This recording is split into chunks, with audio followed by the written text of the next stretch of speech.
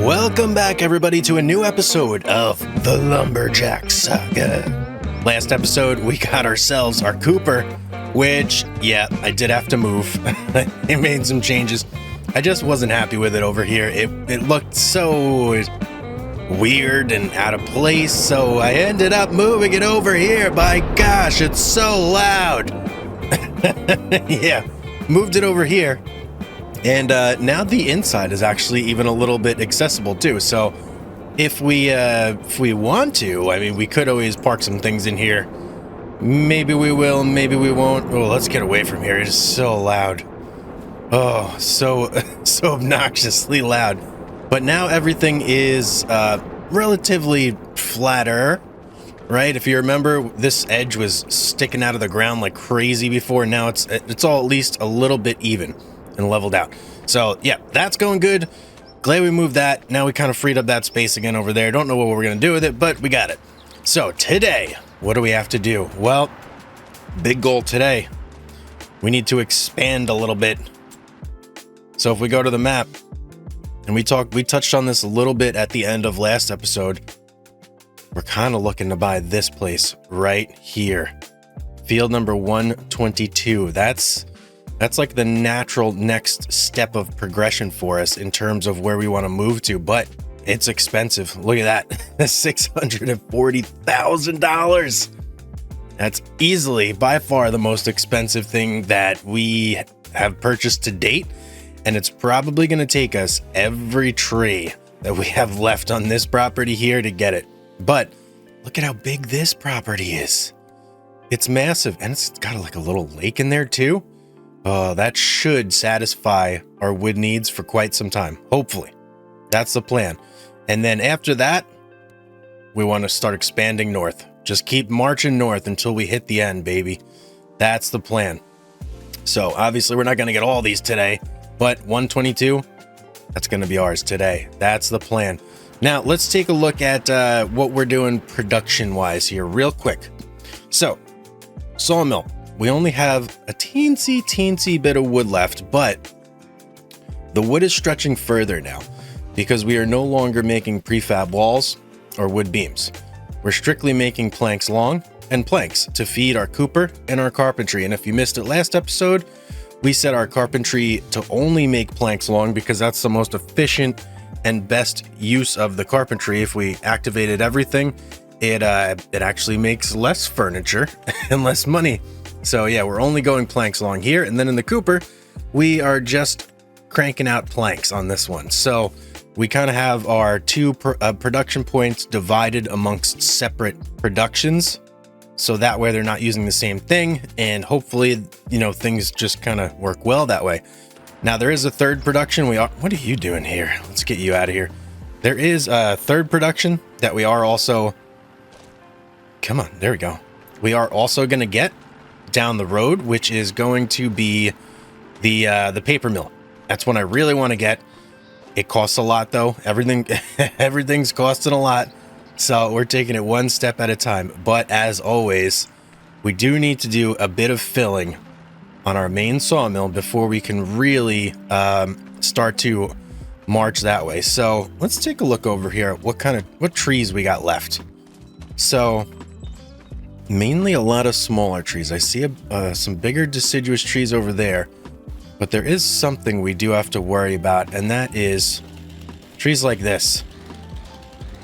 Oh, now I can cut it. Okay. How odd. I wasn't able to cut this down on last episode. It was like protected for some reason, but now it's no longer protected. Perfect. That actually is going to open up a whole bunch of new trees for us, which is great. So the trees I'm mainly looking to target right now are going to be these big shagbark hickories, the Tilla amarensis, the box elders, the stuff like that. And then, as you can see, as soon as we get under these power lines, that's where the party kind of ends. So can I do this one? I can do that one. I feel like right here, we're no longer good to go. Yep. So basically, once we get under these power lines, that's where we're ending. So everything before then, we're good to go, and we got to cut down and get over. Now, eventually, down the road, For this plot, I would like to replant it, and I'm not sure what tree I want to do just yet, but it's going to be one of the deciduous trees. I'm thinking maybe elm, American elm. That's a pretty good one. Box elders are also very good. There's a bunch of different options, so I'm just not sure yet.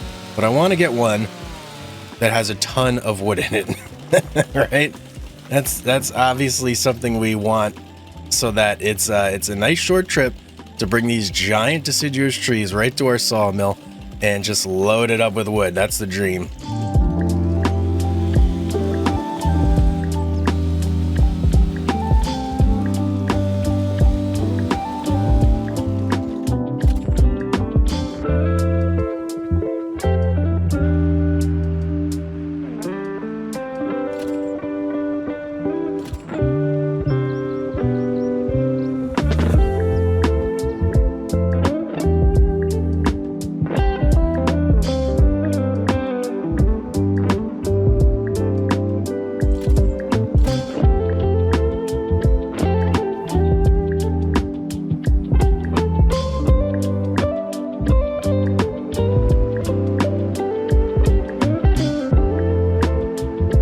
Okay, a little bit of an update here. So, got a lot of trees on the ground now. A lot of trees on the ground over here, and we're slowly making our way up. But I've actually decided to pivot a little bit in this episode.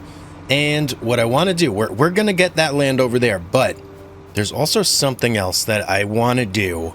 And I think it's the best time to do it is right now. And that is going to be to plant new trees.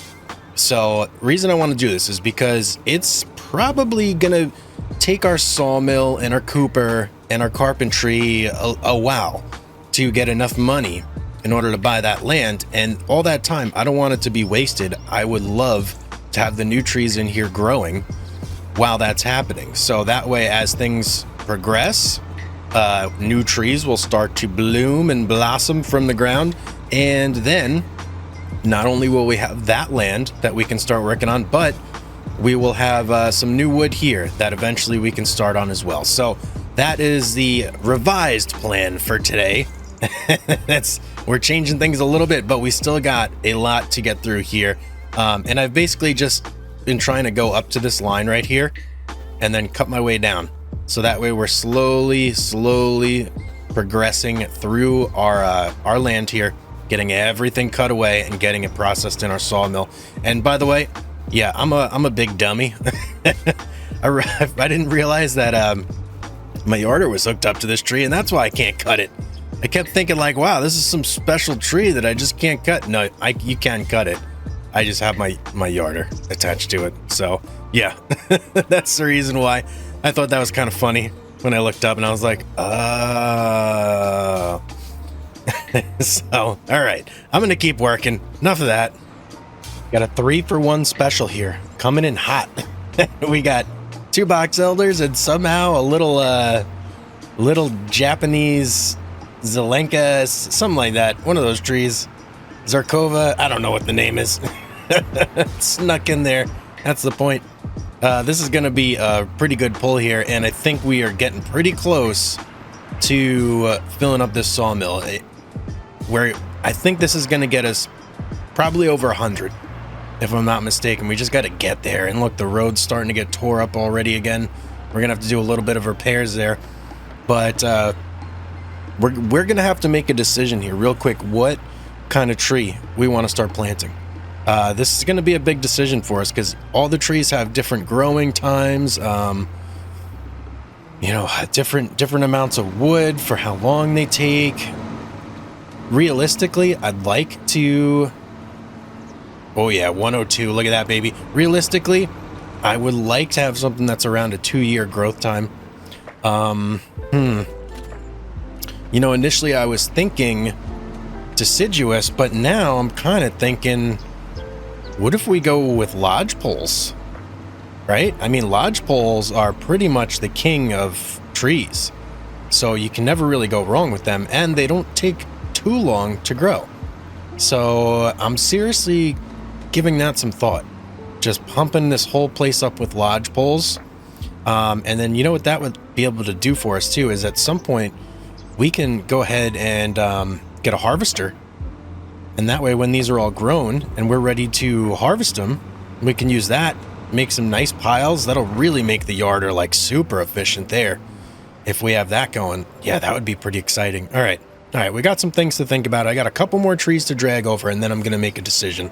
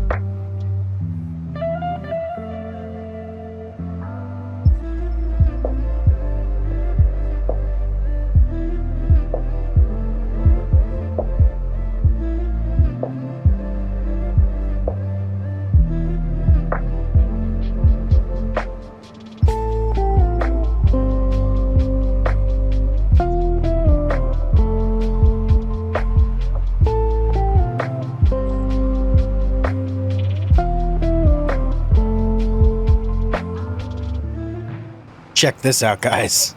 We got 2 box elders, a shagbark hickory, and a Scotch pine that somehow managed to like hitchhike his way on here. I don't even know how this happened, but it is pretty awesome. This is definitely gonna cap us out here. I don't think I'll be able to fit any more in after this. Each one of those box elders, I believe, is like 14,000 liters. So just those 2 are gonna be, I don't know, 26,000 liters. Plus you got the shagbark hickory, which is probably going to put it at like 30, and then the Scotch pine, which isn't going to be a ton, but it's definitely going to add something. Let's see here. Oh yeah, 134. Oh, beautiful. That basically that's a wrap on this. So we need to figure out now what we want to plant. So I'm going to look at I'm going to do a little research here, figure out some times, and then we'll kind of make a determination there, and I'll let you guys know what I figured out based on what I found. All right, guys, so did a little bit of research, and it's looking like the best tree that we can go with is going to be the oak tree. So that's what we're going to pick up, a whole bunch of saplings, whole bunch of oak saplings. And we're also going to need a tree planter to go with it. So let's go down here, take a little bit of a gander. Here's our tree planter. Let's pick that up. Perfect. And now we need to go to our saplings. And gee whiz, how many saplings do we want? I'm thinking we just max it out. Let's go 300. A nice big old pack. We don't want American elms, we want oaks. There we go. The mighty oak tree.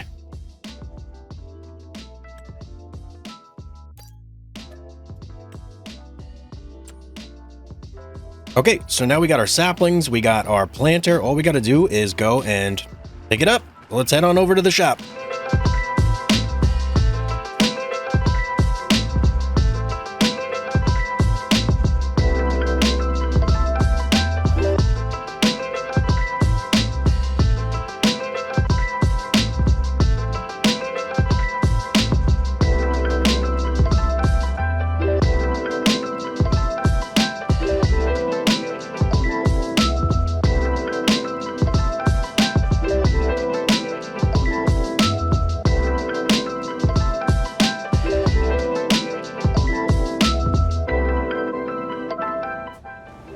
right, there's our planter, there's our oak trees. And now I just want to tell you guys that like the general strategy that I'm going to be using for this. So if I did my math correctly here, each oak tree when fully grown, which it takes around 2 years, is going to give us about 20,000 wood, right? So 20,000 wood per oak tree. That means that 7 oak trees will completely fill up our sawmill. Now, what I'm going to do is I'm going to plant 21 oak trees every 3 months. And I think that that is going to space things. Well, you know what? Maybe we'll do every 6 months. I'll plant 21 oak trees. And I think that that'll space things out enough to the point where we'll have like constant trees available for us to harvest and input into our sawmill. I'm not going to plant all 300 at once, because that would not, that would be kind of ridiculous, right?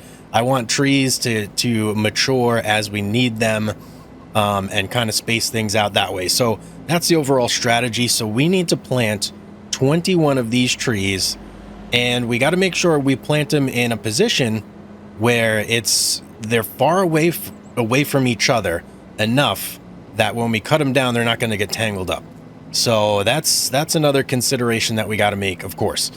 So when we get back, we're going to have to look for a spot and see exactly, you know, which area is going to be the best. And we also got to remember, we can't exactly plant these in a way that they're going to be interfering with our current operations, because we don't want that. We got to still be able to harvest everything else that is on that land. So that's basically where we're at right now. And then other than that, I mean, everything else is ready to rock and roll. Our sawmill's pumping out money, or planks and planks long. Our carpentry and our cooper are going to be pumping out money for us. So that's going to be perfect. And then you know what else we could do too? We could, I didn't think about this before, but we could buy these fields here and just completely convert those into tree farming areas. I didn't think about that, but that's actually a great idea. Wow. Okay, that's going to be something I'm going to have to think about there. All right, here's how I'm going to do this. I'm going to start right at the edge of our property here, and I'm just going to do a line down. And that's how we're going to do this. And I'm going to stop short of basically where that crane is. I don't want to get any closer than that. And let's see how we're doing lengthwise here. I think that's about good. Basically the like generic length that it's doing there. That should be fine. And like I said, we want to get 21 down. And then once we have 21, we'll stop, and we're not going to plant any more for another 6 months.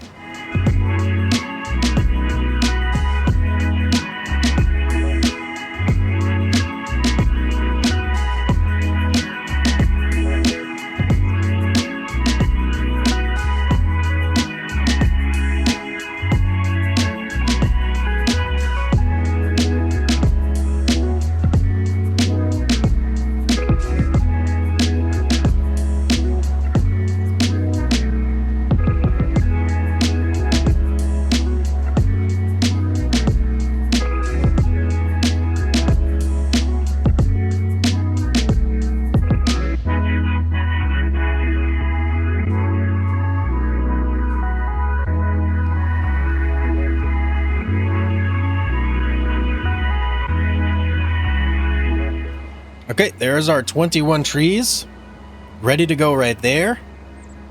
So they're spaced nicely out, and they'll be ready to grow in no time at all. And I'm going to give some serious consideration to buying one of those fields at some point, but not right now, because I need to get that forestry land first. That's our main objective here.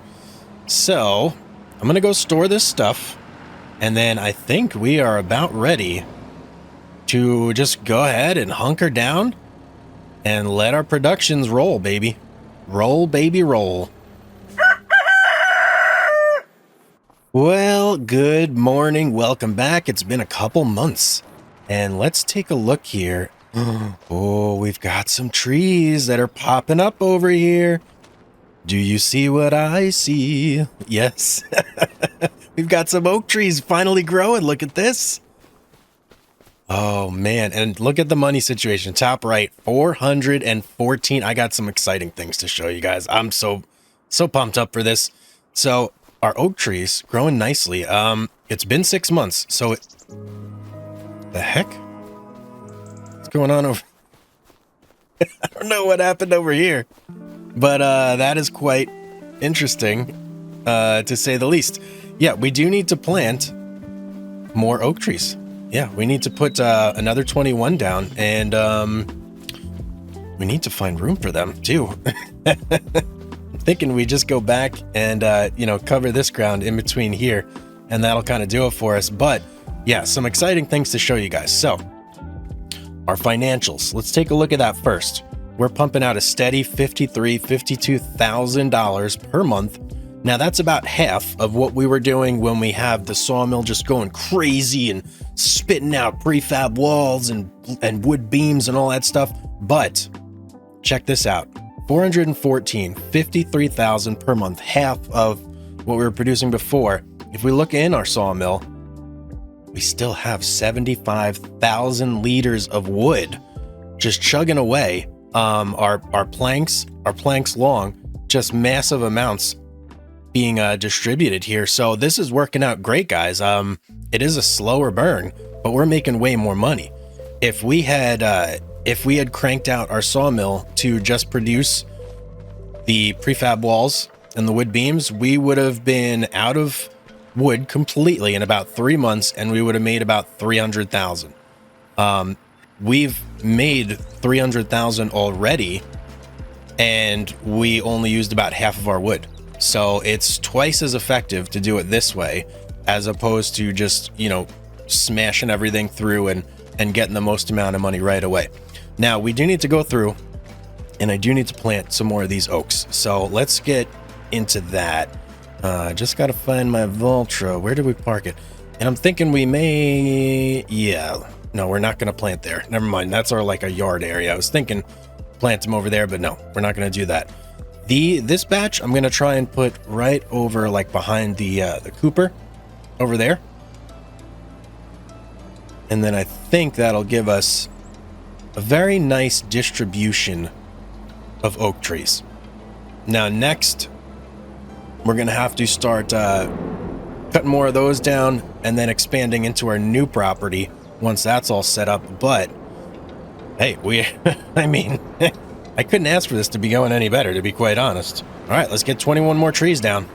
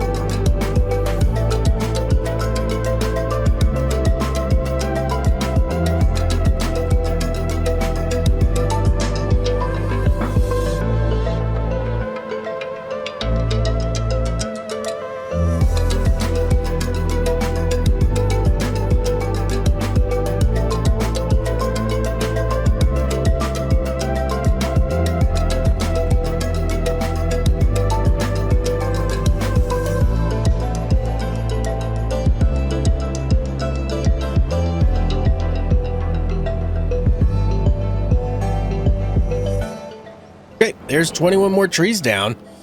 Now let's take a look. How much do we need to buy this new plot of land? Because that's the next goal. 640,000. That should be a breeze. I mean, we're cruising along here with the money, so that's like no problem at all. But let's let our sawmill and our carpentry and our Cooper keep doing their things. We're gonna get that land real soon here. Ooh, okay. Here we go. It's been a couple more months. Look at the money, $665,000. Absolutely amazing. What are you guys doing over here? Not sure why these wood chips are gathering in this spot over here. They should be coming out of, oh, I know why, because I moved the Cooper, but it looks like the Looks like the drop-off point did not move with it. Well, that's okay. I'll just have to remember it's there. But yeah, guys, things are going great. Check it out. Our oak trees are growing. Even our new ones are starting to grow. Things are happening, guys. And we got money out the wazoo, which we're about to spend all of it right now on this glorious land right here. Oh, you know what? Before we like spend any money on it, I actually want to just drive over there and take a look and see what we got. Because I just want to like survey the land, you know, before we actually buy it. Check things out. All right, so here we go. Basically everything after this strip. Oh boy, look at these.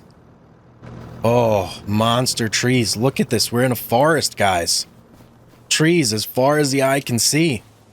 This is way more than we can cut down. We're not even in like the middle of it.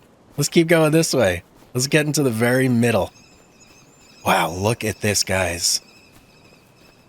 This is an incredible amount of trees here. This is going to keep us fed for a long, long time. And I think what we're going to have to do in order to really utilize this is to get another sawmill down in this area.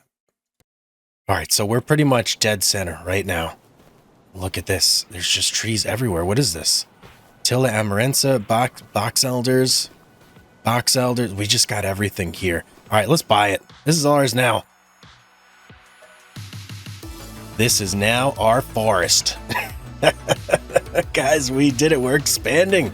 We're expanding big time. Woo, okay. We got a ton, and I mean a ton of wood chips just sitting around this place that we got to get loaded up. We got to get sold because right now it is February. We are 1 month past the peak selling season for wood chips. So we got to gather them all up, do deliveries today before the price starts to plummet, and we miss out on getting like a nice good payday for this year off our wood chips. So that's the plan. We've got wood chips kind of scattered everywhere. We've got them over here. We've got them over at the sawmill over there. We've got them over at the Cooper over here. So figured let's start things out by just taking a little trip around, scooping up all of our wood chips, getting a nice little payday. And then from there, we got some plans for how we're going to handle our paper factory. So what I'm thinking, and last episode at the end, we kind of, we went into the forest over there and we kind of scouted things out a little bit, kind of got a little feel for the new property. And I'm thinking that the way I want to do it is I want to cut a road going into our new forest, and I kind of want to get our paper factory situated like in the middle of things. So I do need to cut a road going into the middle, and I need to clear out an area in the middle that that will fit our paper factory, basically. And yeah, that's not going to be an easy task, I think. It's definitely easier said than done, because that is a big old chunk of land, and there's a lot of trees in there to clear out. Let's see if I can do this nicely without messing things up here too much. Actually, you know what? Wrong. Not doing this. We're going to our big pile over here, and we're gonna empty all those wood chips out first, because otherwise they're just gonna start repopulating into there, and I'm gonna be sitting there forever. So yeah, what am I thinking? Let's get over here. Let's do it this way. Let's do it the easy way, shall we? Ooh. Let me unblock real quick. Now, yes, I am using our truck too to make our delivery. I want to see if using our truck is a lot easier, because if you remember the other episode, we used our Valtra to haul our wood chips, and we still kind of struggled going up that hill a little bit. And I'm wondering what's the deal with that. Is like are the tractors just a little too slow? Maybe they don't have the momentum to get up the hill. Could that be it? So today we're gonna take ye oldie truck out and do our wood chip delivery instead, just to see if it has any effect on things. And yep, there's lots of snow on the ground. I probably should be using the winter gear to clear things out here, make it a little bit easier getting around. And we actually might do that when we get back, because we got a lot of getting around to do today. But for right now, we're just going to kind of grit our teeth and bear it as much as we possibly can. Ooh. Snow is definitely compromising us here. That's for sure. All right. I think here's what we're going to do. I'm going to switch over to the Valtra while we're in like this snow-covered area. And then when we're ready to make our actual delivery, because if you see the road over there, the road is relatively clear. So we won't be having our snow troubles when we get to the road over there. But for here, we will switch over to the Valtra, just get a little extra power. You know, sometimes you need a little extra power. So we'll get that little boost, and that should help us just navigate in the snow over here. You know what? I kind of changed my mind. I'm just going to do a little bit of snow clearing real quick. I might as well, right? Just clear out all this snow. That way we don't have to worry about it, deal with it for the rest of the day. At least I hope. Whether that turns out to actually be the case or not, we'll see. But at least if we just do it now, get it over with, then we should be good for a little while. At least that's the plan. Plus, we're putting our snow equipment to good use, right? That's the whole reason we got it. No reason to have it if we ain't gonna use it.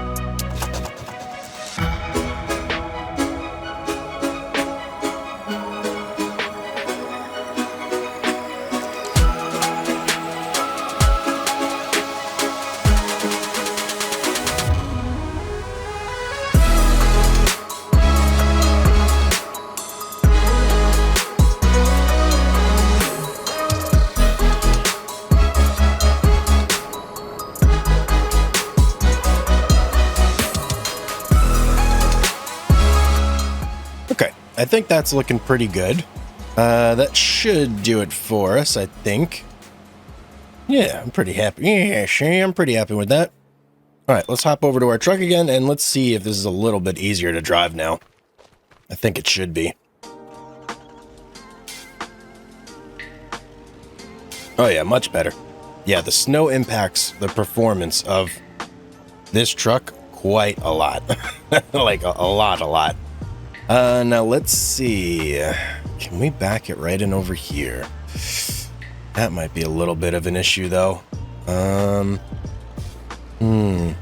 right, let's try this. See how it goes. Because now we're right back in the snow, of course. But maybe we can get it right over there. There you go. Give me some wood chips. All right, beautiful. Now let's head right on over to the animal dealer. And hopefully we have no issues with this truck. Out of the way, dear. Ain't got time for you today. Get. Hopefully we have no issues whatsoever hauling our truck over there. Let's just see. See, this road, we're cruising right here on this road. But now when we hit that road down there, it is clear. But let's just kind of see how things go here. I'm skeptical, but also I'm hopeful. So I don't know. We'll see how it goes.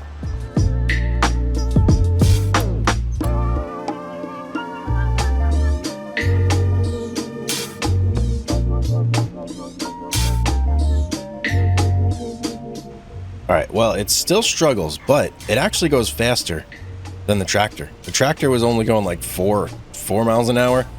This guy's going like 10 miles an hour in first gear. So Yeah, it actually is an improvement. All the cars zooming around though are like giving me anxiety.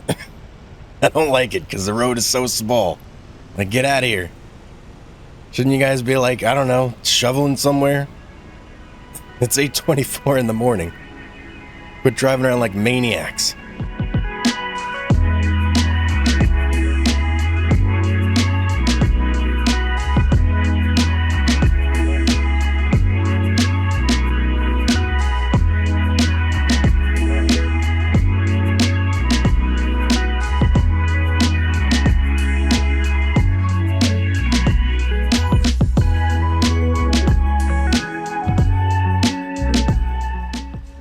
Let's see what we get. 51,000, not too shabby. All right, we got, I think, one more trip of wood chips to make. And then after that, we're going to go ahead and get started on our little project here of getting our paper mill set up. So I'm going to zoom through, do this real quick, and then we can move on to other bigger, exciting things. All right, our wood chips netted us just under, well, not the wood chips, but we've got just under 100,000 now that we sold our wood chips. And man, we are flying down this mountain right here. It's almost like we're almost going, whoa, whoa, whoa, way too fast, losing control. But I can't slow down. All gas, no brake. Let's go.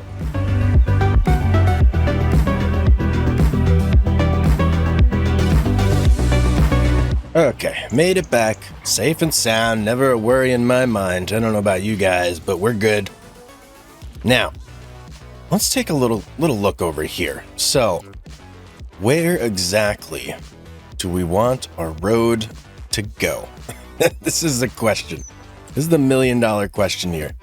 So let's take a look here. So I'm thinking we're probably going to want it to go right around here, up, and then curve around maybe to right there. Thinking that's probably our best bet. Yeah, I think so. Actually, now that I'm looking. And here's what I'm going to do. So, there are some nifty things in the shop here that we can use in order to make this a little bit easier for us. I'm thinking that this is going to be one of them. So let's go ahead and buy ourselves some spray paint. And let's go through and just mark up a nice path. And then this path is going to be what we cut down. So yeah, obviously you gotta go. Hate you guys. All right, now let's take a look here. Up and around. So you, yep, gotta go. You can probably stay. You gotta go. I can barely see that though, huh? You, yep, you gotta go. You gotta go. Da-na-na. There we go. You for sure gotta go. Alright, I'm just gonna walk through here, and as soon as I get high enough in, I'm gonna cut it to the left a little bit. But yeah, you know, there's actually a nice big open flat area right there, which is good. How we're looking now? Yep, I think we'll go to this tree right here, and then we're gonna start to turn left a little bit. So now we'll head this way. And this way we just know exactly what we need to cut down. So we're not unnecessarily cutting down tons and tons of trees. At least on our first little foray here into the forest.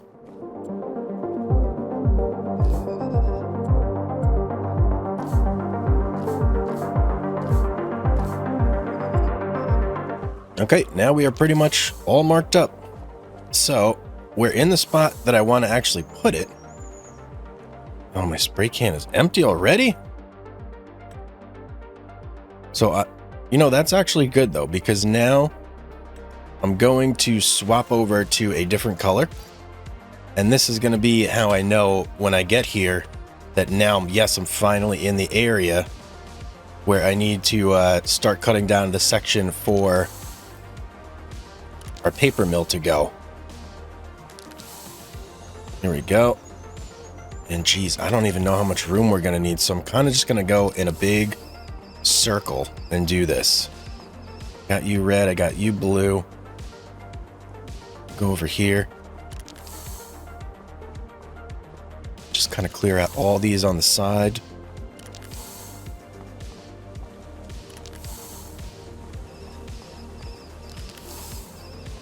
I like how it shakes the can. Those little, you know. Let's see, how many more? We'll do a couple of these right here, and then I think that might give us enough room there. Maybe. So is that everything? All right, I think that's everything we need to mark. Where's our red starting? Okay, red starts right there. You know what? Maybe a couple more right over here. See some of these in the back that are a little bit close that I want to get rid of. How's that? You. And then now I think maybe we're good there. Okay, so I'm going to hop into the forwarder and we're just going to start blazing our trail here.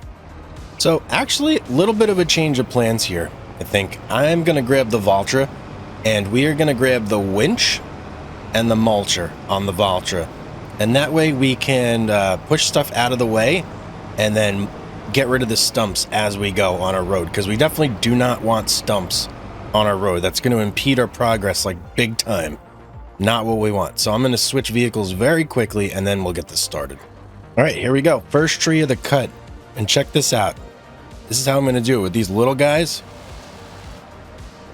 I'm just going to use the power of the mulcher.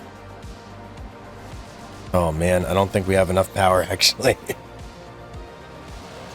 There we go. That's the beauty of the mulcher right there. These little trees, we can just eat right into them. We don't have to really worry about it. Look at that. Stumps gone, trees gone, everything.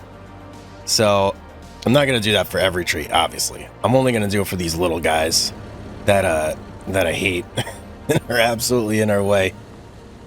Okay, progress report. We got a nice little lane going here. Check it out. Been cutting down trees as we go and using the mulcher. Just kind of moving things out of the way as we need to. Like this guy right here. I just use the mulcher, push him right off the side of the road, and then we can back it up, take care of the stump, one go. See that? And then the little trees I can just grind up completely with the mulcher. Like I don't even bother with them. Because, I mean, we got so many trees, you know? What do I need these little trees necessarily for?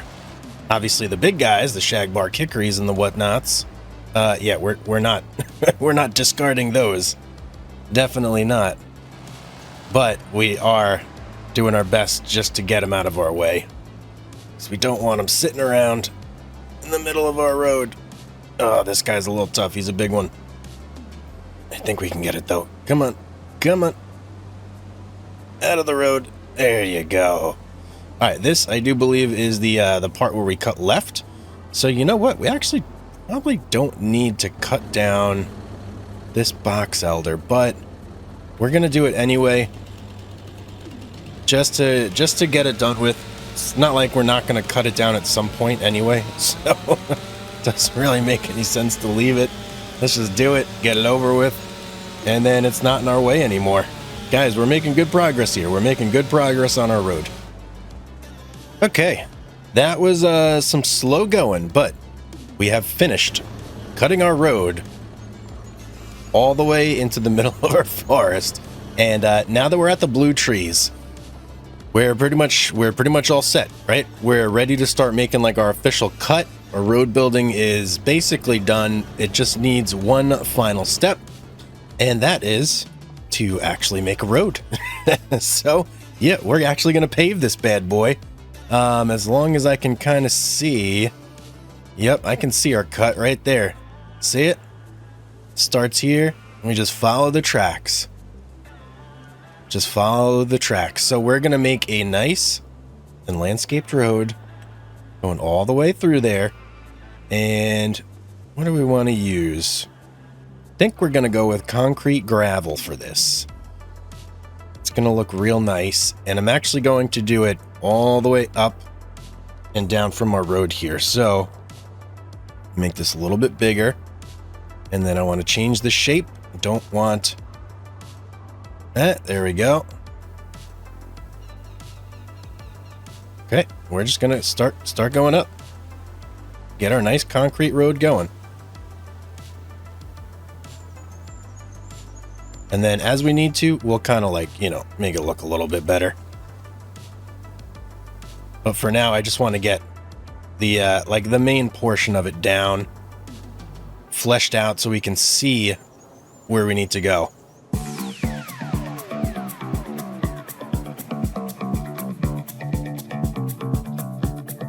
Okay, here we go. So now we got our road, guys. Look at that. First road that we built ourselves. Very interesting. Now I'm actually thinking here, I might do something a little bit different because a lot of these trees in here are looking like pine, stuff like no, you know what? We're going to need these trees for the paper mill. So, all right, I'm going to stick with the original plan.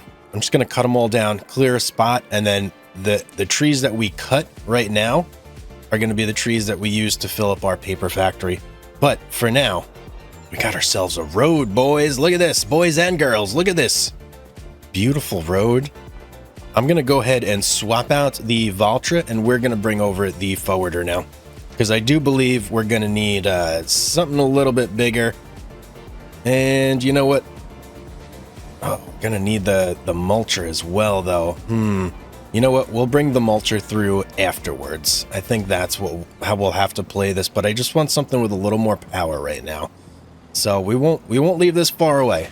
So we have our forward over here now, and here's kind of the plan I'm going with. So I started on the perimeter. I'm going to cut down all these trees along the perimeter that are marked with blue, and I'm going to do my best just to push everything to like the exterior of the plot, or the cleared area. That way we can get our paper mill down, and hopefully everything's out of the way. This might be a little easier said than done, though, because we're going to be building up a lot of trees, and it's going to get difficult to push them at a certain point, you know? So hopefully this goes well. We will see. But I'm feeling pretty good. I feel like we got a good plan going here, so we'll see how it goes. Okay. It may not look like it in some of these trees, but everything is now officially cut down that I had marked with the blue X's. So everything's on the floor. Now it's just a matter of going through and getting everything out of the way, which is going to be quite an undertaking because, I mean, there's trees everywhere. And I'm hoping that this is even a big enough space. I mean, I guess we could check real quick. Let me go over here by the forwarder. And I'm actually just kind of like jump up here and use this as like a viewing platform. And then let's get the paper mill up. Oh, I can't even really tell though. Yeah, I'm not really going to be able to get a good enough view. Well, I guess I can if I just use the trees that are down. It's like markers. So we're going like here all the way to there. So let's pull up our productions here. Let's look for Ye Olde Paper Factory. Should be one of the last ones. There it is, Paper Factory. Oh, more than enough room. That's going to be perfect. The only thing we got to take into consideration is where the dump zone is going to be, which I'm almost positive is actually right in the middle between the two buildings. So, okay, that should be perfect foot. How did you escape my gaze? My arch nemesis here, Downy Serviceberry. Gotta go. But yeah, that should be basically a perfect footprint for us. We just got to put the work in to make it the perfect footprint. Okay, here we go. Okay, I think I did a pretty good job here. We should have no stumps. I mean, there's going to be some stumps around the perimeter, but in the center where I intend to place down our paper factory, there should be no stumps there. So we are all cleared out. I mean, wonder, maybe there's like one or two buried under the snow a little bit. I don't know. It's really hard to tell, but from what I can see, we are fully cleared out now. And we got a nice little spot. I'm pretty happy. And the nice thing about this is we have so many trees down on the perimeter that as soon as we do get our paper factory down, we got tons and tons of fuel just ready to go, ready to be sucked in there and turned into that beautiful money for us. So now basically here's where we're at now though.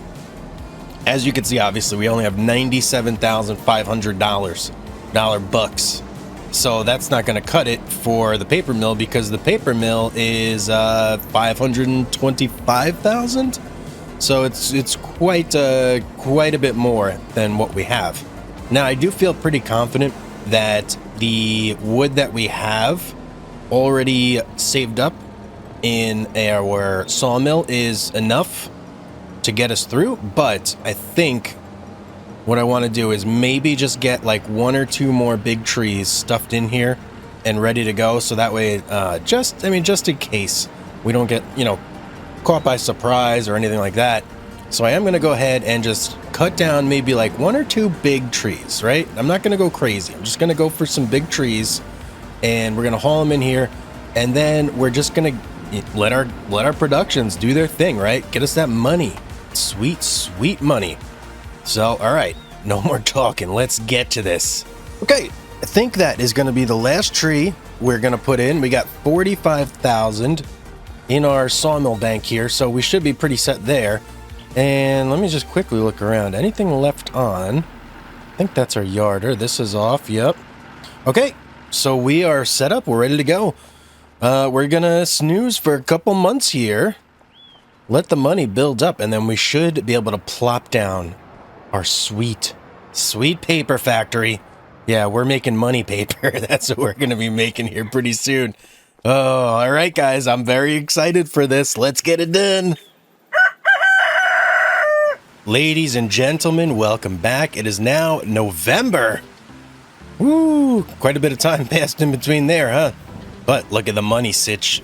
543. We now have everything we need in order to put down our paper mill. I'm so excited for this. Let's check on our oak trees here real quick. Ooh, we're getting there. These oak trees, they are certainly getting there.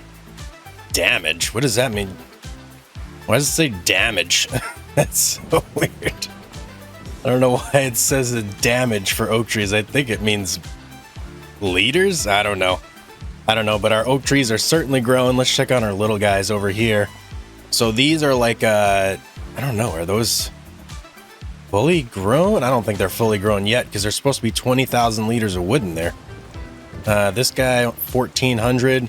I think they got a little more growing to do, and then they'll like fatten up a little bit more, you know? So we got some time on those, but more importantly, and let's just like cut the fat here, you know, let's get right to business. We got to get our paper mill down and filled up. That's like the whole reason we're here, right? Let's not mess around too much here. Do I need... I'm going to leave the mulcher for now. I'm just going to plop it down right here. Blip. There we go. And we're only going to take over our winch, because we're going to need that to be pulling some trees. I would take the forwarder, but I don't think that the forwarder will actually fit like in betwixt the paper mill area where it's got to do the drop-offs. So yeah, we're going to take our Valtra over there, and we're going to use this exclusively to pull in all of our trees. Hopefully it works out fine. I don't see any reason why it shouldn't, but I mean, you never know. There could always be problems. There's always problems on top of problems here, but I think we'll be okay. Now, let's see. Let's look at our spot here. Okay, looks pretty good. Should be good. Paper mill, check. Where? There we are. Okay. All right.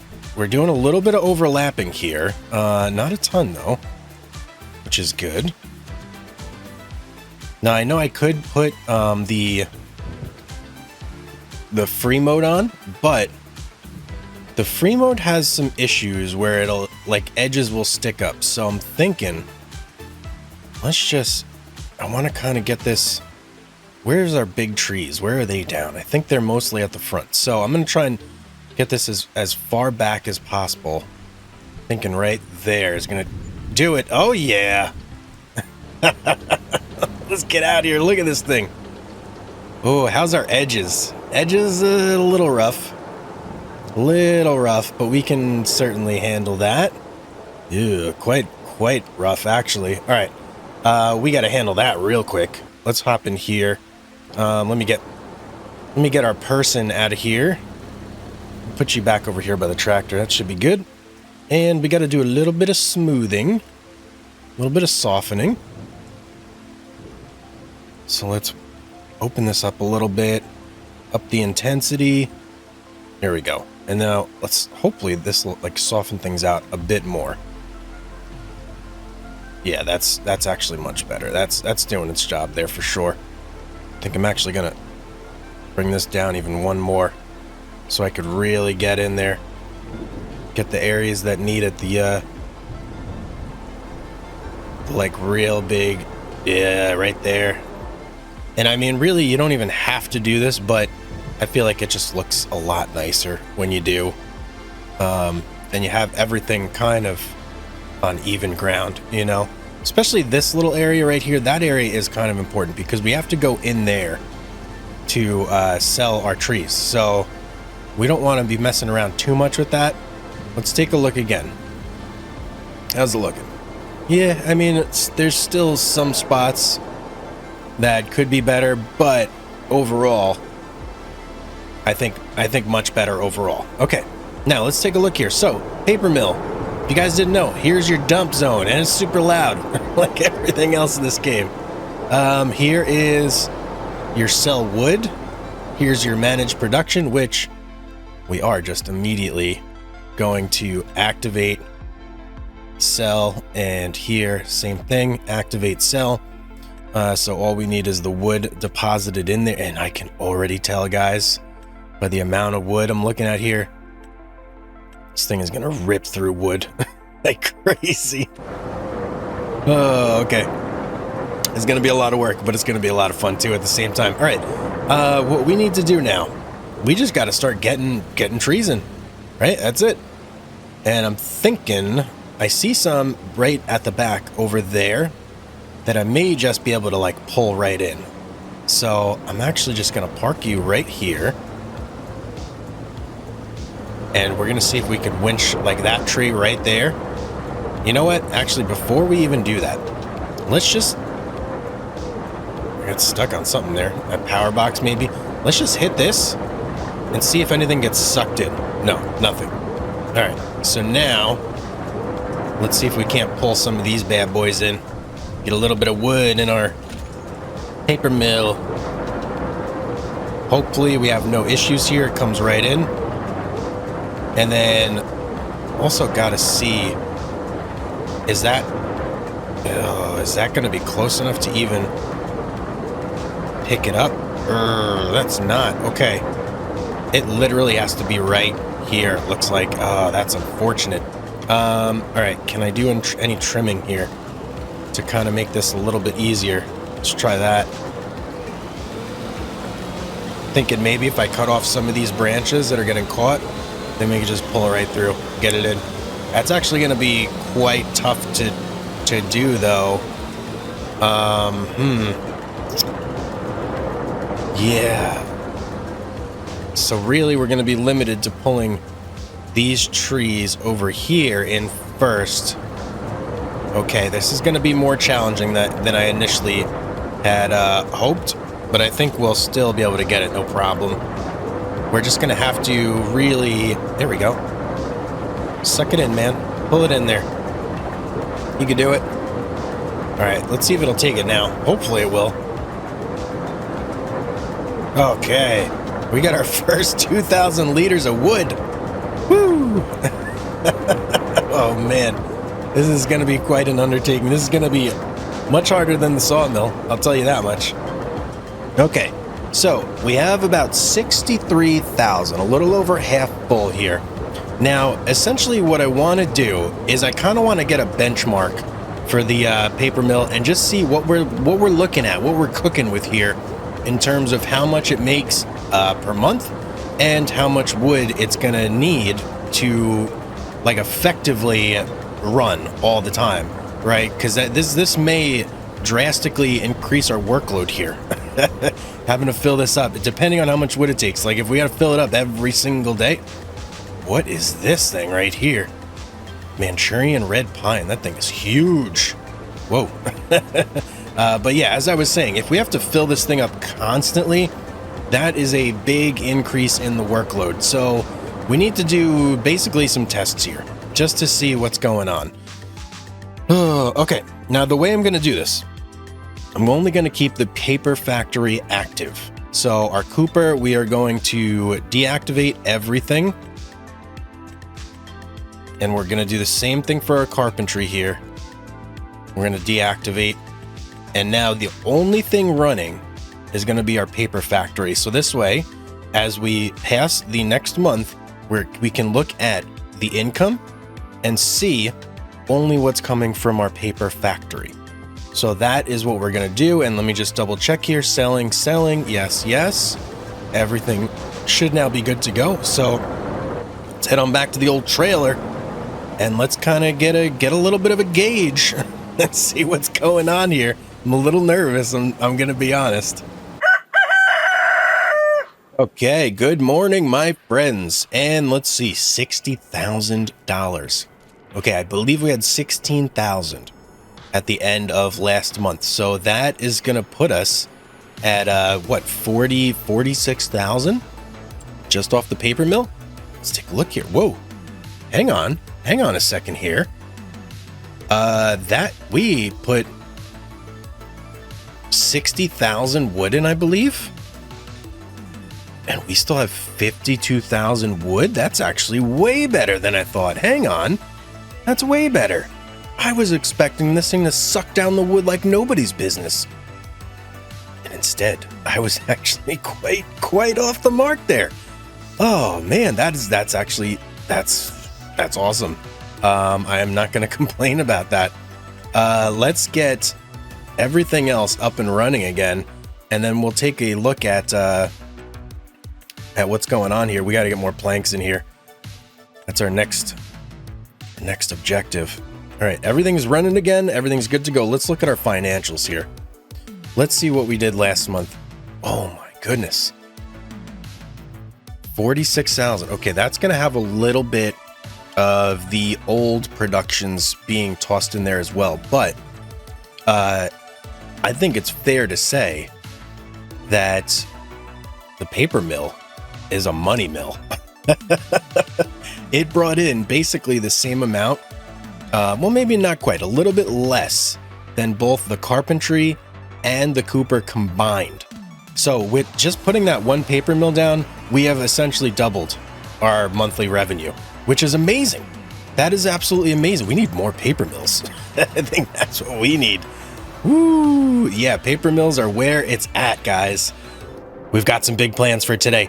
I have something in mind that we have actually never done before in the Lumberjack saga.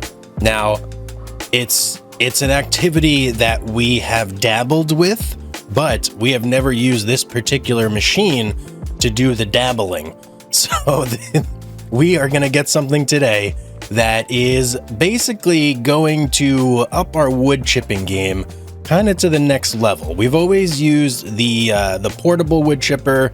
We kind of hauled it around with a tractor and did that whole spiel, and we used the yarder to improve our wood chippingness. But today we're going to get something bigger. Let me show you what we're getting here. We are going to get the Hemet 922 DQ Cobra Hybrid. That's right. This is what we're going after today. This is our big goal. It's quite expensive. $660,000 for this guy. But reason I want this so bad is because if we take a look at our land, we have trees essentially scattered all over the place. And the problem with these trees, and mainly I'm talking about these Scotch pines here. The problem with these Scotch pines is they are kind of not worth it for us to spend the time hauling over to our sawmill. but they're still worth some money, you know, and we don't want to just leave them sitting on the ground forever. So the plan is we are now going to start processing these all into wood chips with our mobile wood chip platform. That DQ Cobra Hybrid is going to let us just drive around to the trees, suck them in like that, and turn it into a valuable resource, which is wood chips. Obviously, wood chips are quite valuable, you know? So that is going to be the plan for today. And speaking of wood chips, we've actually got quite a supply building up here. If we go into our productions tab, we can see carpentry, no, but Cooper, we got 22,000 liters of wood chips. Sawmill, we got 13,000. So we have at least one full load of wood chips basically ready to go, probably more, because the drop-off areas are also going to be stuffed full of wood chips. So we're going to have quite a few things, but that is not going to be until next month. Because if we take a look at our wood chip prices here, January is peak season. We're 1 month away. Prices are looking good, but not quite over that 1656, which is where we want to be to make the most out of things. So that is going to be the plan. Now, we have a couple like maintenance things that we have to take care of here, because we've passed quite a bit of time. I mean, as you can see, our trees are growing. Trees don't grow slowly or quickly. Slowly. Trees don't grow quickly. So that can kind of, you know, give you a gauge of how time has kind of been flying by here. Now, we got to fill our sawmill back up. We have to make planks, essentially, for our carpentry and our Cooper, because they're getting kind of low. We got to sell the wood chips. We already discussed that. And then I also want to completely fill up the paper mill. So those are like our three immediate necessities at the moment. And this is actually a great month to do it. December, there's no snow on the ground. Everything's looking good. We got plenty of wood still. We're probably going to have to clear cut this whole area here in order to fill up our sawmill, but that's okay. We're just going to take the big trees, the Scotch pines and everything, we're going to leave on the ground, and that's going to be our fodder for our wood chipper. You know, these like Japanese Zelenkas, I don't know how well these will actually go in the wood chipper. Probably not well at all. So we may have to, actually this is an elm, isn't it? Yeah, it is. But this one, here we go. The Japanese Zelkova, pardon me, not Zelenka. I don't know where I came over that from. I don't think these will wood chip well. Too many branching branches. Branching branches? Yeah, too many, I'm sticking with it. Too many branching branches. All right, it's not going to wood chip well. Like the Scotch pines, well, they'll get sucked right in. Very easy to wood chip. So we will have to haul those over. But the Scotch pines we'll leave on the ground. So let's hop in our forwarder, which is around here somewhere. Don't know where exactly, but it's definitely here. And let's get to work on hauling over some big trees. Well, we are clear cut on our property. I'm pretty sure we've got every single tree down. And this is the first tree we're bringing in here. Ooh, look at that, 6,000. Very nice. We're slowly going to start filling up this sawmill again here. But if you guys did not know, we do have a channel Discord now. Come hang out, join the Discord. The link is going to be in the video description as well as the channel description. So come on, hang out. We also have a multiplayer server going on there. So if you want to hop on there and hang out with some other community members, that's available for everybody. And we do also have channel memberships available. So if you guys are looking for a way to, you know, support the channel, if you're enjoying the videos, the channel membership is a great way to do that. It's not expensive. It's very cheap, but every little bit helps me, you know, keep the lights on, keep the videos pumping out and everything. So yeah, and I appreciate each and every one of the channel members that are already joined. Thank you guys so much for the support. It absolutely helps a ton. Well, we got about 100,000, a little over 100,000 liters of wood in our sawmill, but we are pretty much scraping the bottom of the barrel in our tree field over there. And let me just show you what I mean.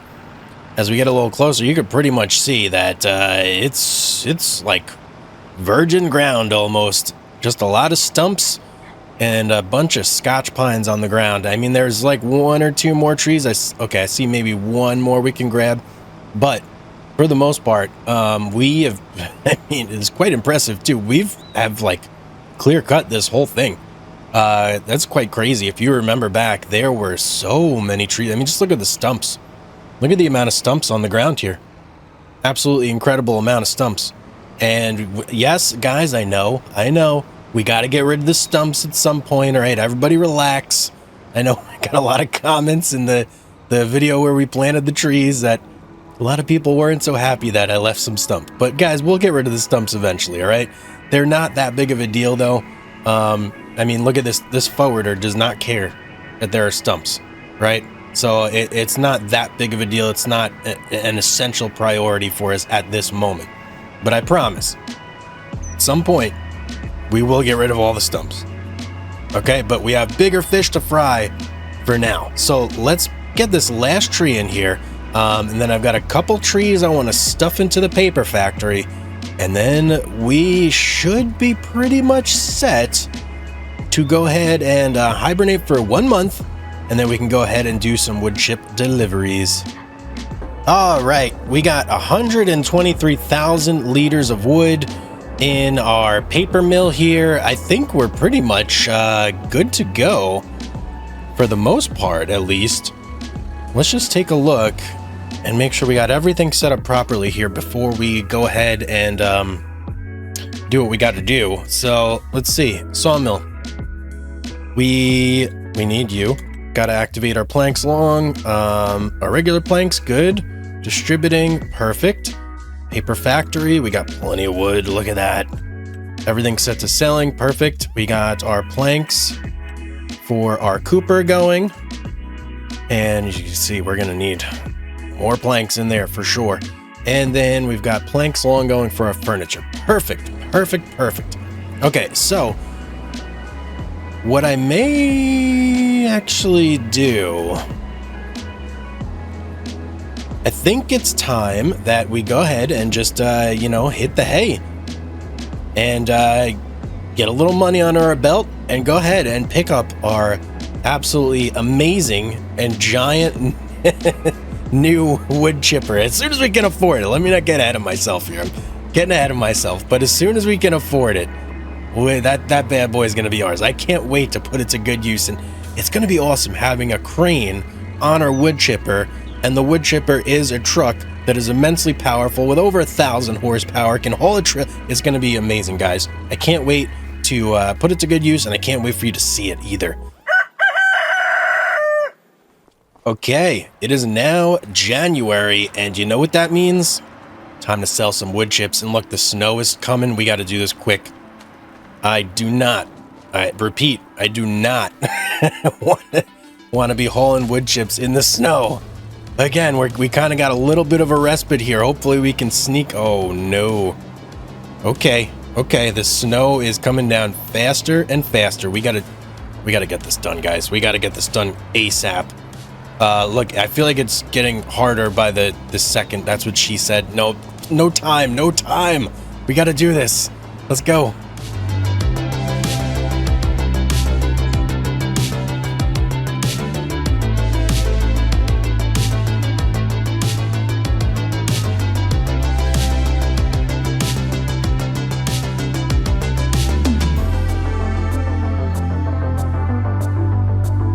$24,000 just from our cooperage. Absolutely insane. Insane. Okay, we got to get over to this pile over here real quick and do our pickup.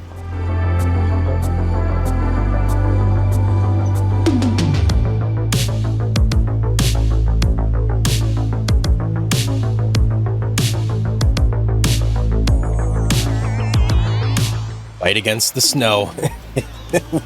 Is making progress. We just got to make it up this hill. Oh, I'm hoping that without the snow, we got no issues on this hill, and it's looking like that. We're going down a little bit. Come on, man. The truck that could. Keep it going. Don't slow down. Oh, maybe we should have took the Valtra. Well, all I do know is when we get our Cobra, this is not going to be a problem anymore because that thing has like 1,000 horsepower. Oh, here comes the snow. We just made it up that hill in time. Oh, we just made it up the hill. Wow, what perfect timing. If we had waited any longer, we would have had snow on that hill, and it would have made this trip so much harder. Did we even... Okay. I should have checked this before. I don't know why I didn't. Where are we going? We're heading towards the animal dealer. Is that the best place for us? Okay. Oof. That is indeed the best place for us. Wow. For a second there, I was like, oh no, what if it's in town? There is like a carpentry shop in town. But I think we're good. We're safe.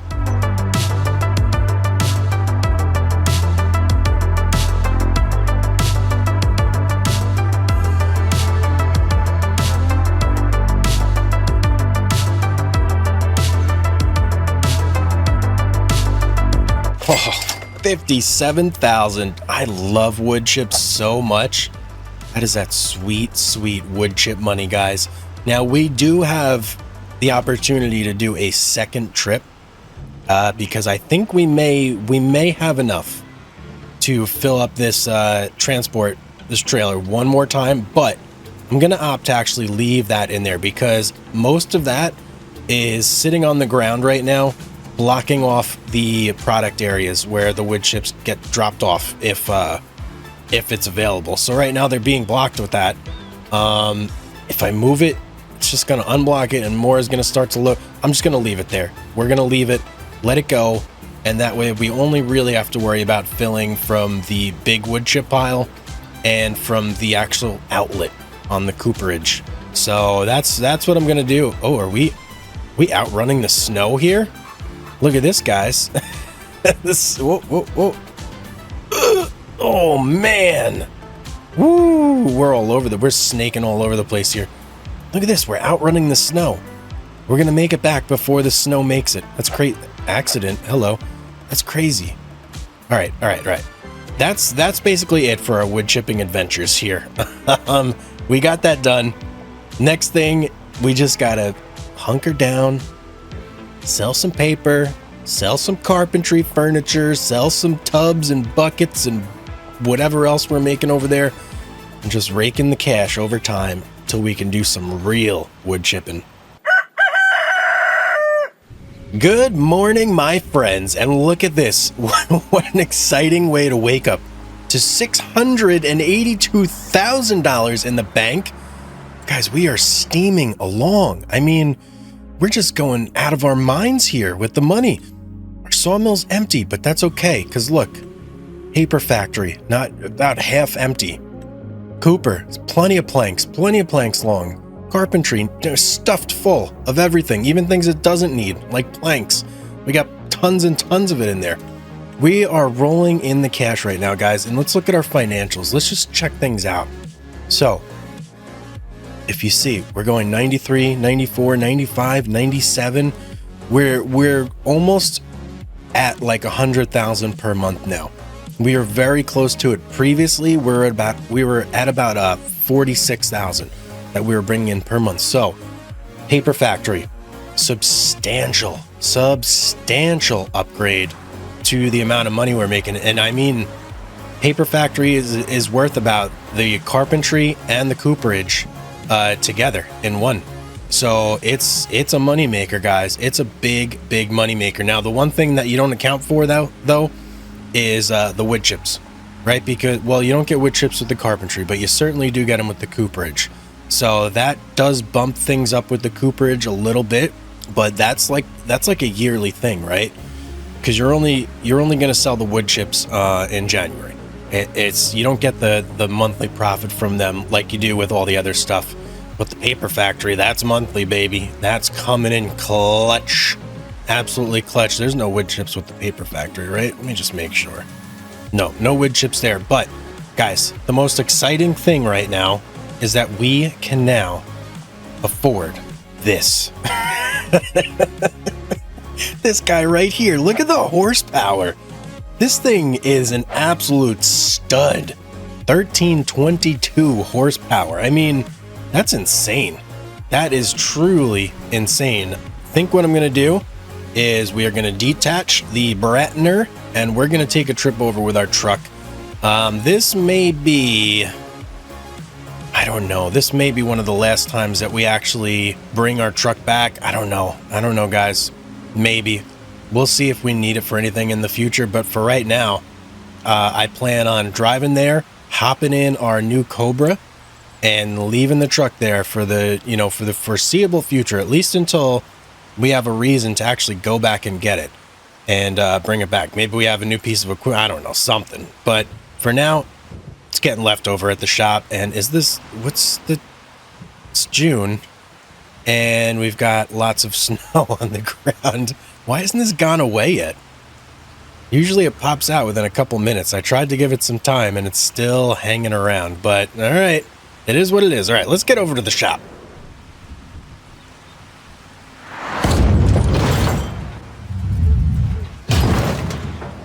Nearly flipped the truck there. Okay, we gotta be a little more careful. Okay, here's our favorite place in the game, ye olde shop. Ladies and gentlemen, it's time for the moment of truth. Let's hop into the old class dealership here. Let's buy this. Oh, I'm so excited. I can't wait to just drive this thing. See how fast. Wait. First of all, let's do a little bit of adjusting here. Black rims. Black rims it is. Okay, we're going to stick with the black rims. Doesn't cost anything extra. Now we can go ahead and buy this absolute monster of a wood chip. I mean, it's a wood chipper? Or is it like a crazy truck? I don't even know. Well, let's turn the lights off. We don't want our battery to die here. Lights off. Let's get in here. Oh, man. Oh, baby. Ooh, listen. Listen to that. You hear it? Do you hear the power? What an interesting window wiper, too. Windshield wiper. Look at that. It's got like 360-degree reach there. All right, let's check out the lights, because I'm seeing a lot of lights on this thing. We got lights here. We got lights there, all pointing downward. What about on the back end? Do we see any lights? Couple lights back here. We got some like warning strobes. Let's kick them on. Oh, yeah. Wow, there was even one extra level. So we got 1, headlights, 2, backlights, 3, even more lights. So a tremendous amount of lights on this thing. Let's see how it drives. Okay, it's going. I mean, it doesn't look like it's built for the snow necessarily. Hopefully it's okay in the snow, especially when it's full of wood chips. That's what we're going to use this for. It feels I feel the power though. Whoa, we're not turning so great. What's going on there? That was a little odd. Went for the turn and it didn't want to go with me. Can we go this way? Yeah, we should be able to go this way. Okay, it turns a little odd. Okay, I'm gonna have to keep that in my mind as I'm driving this thing. It's very different in terms of turning than everything else we've driven so far. But I mean, ooh, we just got a little air there. Did you guys see that? Look at how fast we're going. 52 miles an hour. I feel like I should not be driving that fast through this town. Let's slow it down. I don't want to tip this thing on our very first ride. I mean, I feel the power though, guys. Power is tremendous. Let's look inside too. Very technological. We got a radio. We got an air conditioner. We got this thing over here. A bunch of joysticks, so we could play some Xbox or I don't know. We got things going on. I'm liking. Whoa, and crane. There we go. All right, let's get this thing back and let's put it to some good use. I want to actually start feeding this bad boy. We're not going to sell anything, but I want to feed it. Here's our first real test. Can it go up the hill? No problem, because there is snow on the ground still. And it's going up the hill, no issues whatsoever. It's 21, not really losing steam. Beautiful, that's exactly what I want to see. Oh, wait. Wait a second. Have our oak trees fully matured? Look at that. Guys, we have fully grown oak trees now. Oh my goodness, 24,000 liters of wood in these absolute monster. So many things are happening. or oak trees, fully grown. We got wood on demand. All right, here's what we got to do. We have to go. We got to clean up all the small. We'll start with this guy right here. Actually, we got to clean up all the Scotch pines, and we got to plant more oak trees. That's a priority for today. We got this. Next step, planting oak trees. All right, let's unfold. Okay. How do we... You first need to unfold the tool. Ah. Oh, some things are happening here. Can I not drive though? All right, let's look at our options here. So I can't drive with this unfolded. That's what it's looking like. Oh, cool. I can like rotate the cab here. That's super cool. All right, let's grab this guy. Let's turn this on. And let's just enjoy the majesty of this, because we're going to be doing quite a bit of this going forward here. I feel like there's smoke in my eyes. All right, up, in, give it the old twisteroo. Let's see, drop it right there. Oh yeah, look at that. Is that not a thing of beauty? That is an absolute thing of beauty. Now we need to unfold and get going again. All right, we're gonna move. We're just gonna keep going, and we're gonna keep on sucking up more and more Scotch pines until we have that whole area back there behind these oaks cleared out and ready to go.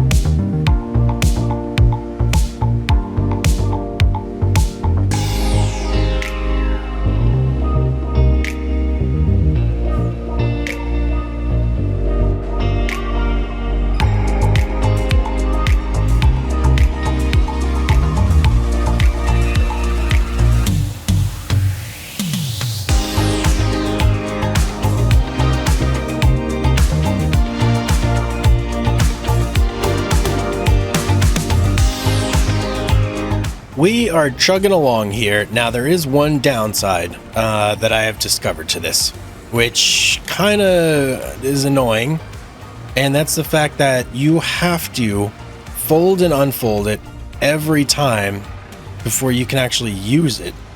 So that's not optimal, if you ask me. I would much prefer it if I could drive it around with the crane like still unfurled, or I don't know, whatever you want to call it. But yeah, the fact that I have to like go through all those animations, kind of annoying. Definitely a little bit annoying, you know what I mean? Especially with this being like, the whole idea is that it's a mobile wood chipping platform, right? But it's not mobile when it's wood chipping. So yeah, a little bit annoying there, but I can definitely work around it and make it work. And I still think that even with that, the benefits that it provides with the immense horsepower and being the fact like that it doesn't need its own trailer, I still think even with the downside of having to unfold it and fold it, those positives still outweigh that. Like, I mean, look at how easy it is to get things in here. Super easy.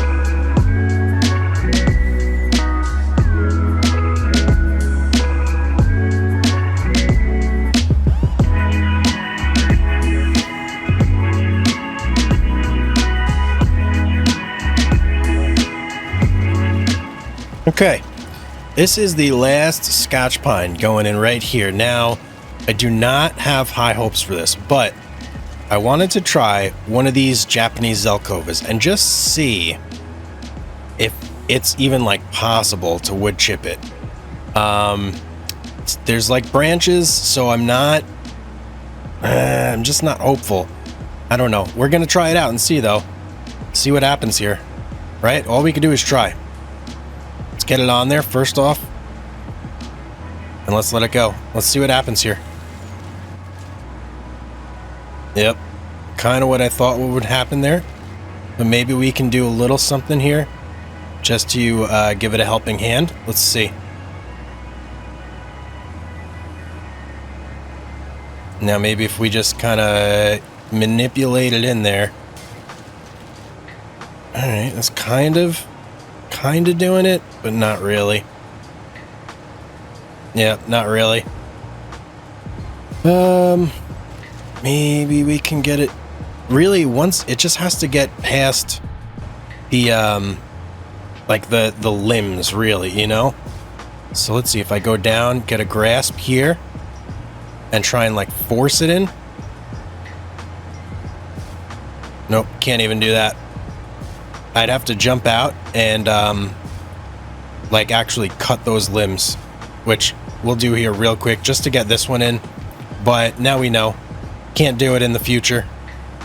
Just won't be wood chipped on its own. We want something that's gonna go in quick and easy and not be a hassle like this guy.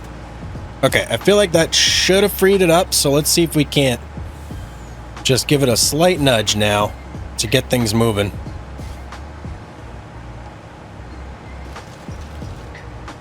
Kind of.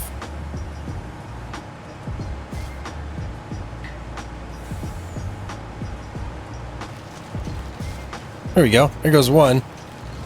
And there goes all of it. All right. Not terrible. Not terrible, but still a little more than we want to be doing. We want to just go, hit it, quit it, do things real fast, you know? All right. Now that we've got the majority of our wood chipping done and we got a nice big open space here, aside from, of course, these generally service berries, hate those things. Aside from those, we've got a nice open area here now to work with. I know there's stumps, but I'm not really worried about the stumps. So what I'm going to go through and do is plant a whole bunch more oak trees now. And that is kind of going to fill things out here and pretty much get us, I mean, set up for I don't know, for a long time. Because these oak trees, it only takes, what, 5 or like 6 of those to completely fill up our sawmill. So we've got a lot of them growing right now, like a lot. And that's going to really get us set up in a good position. So let's go ahead and do that very quick. I think we're going to do 21. Yeah, we're going to plant 21 of those. And that will pretty much put us in the position we want to be.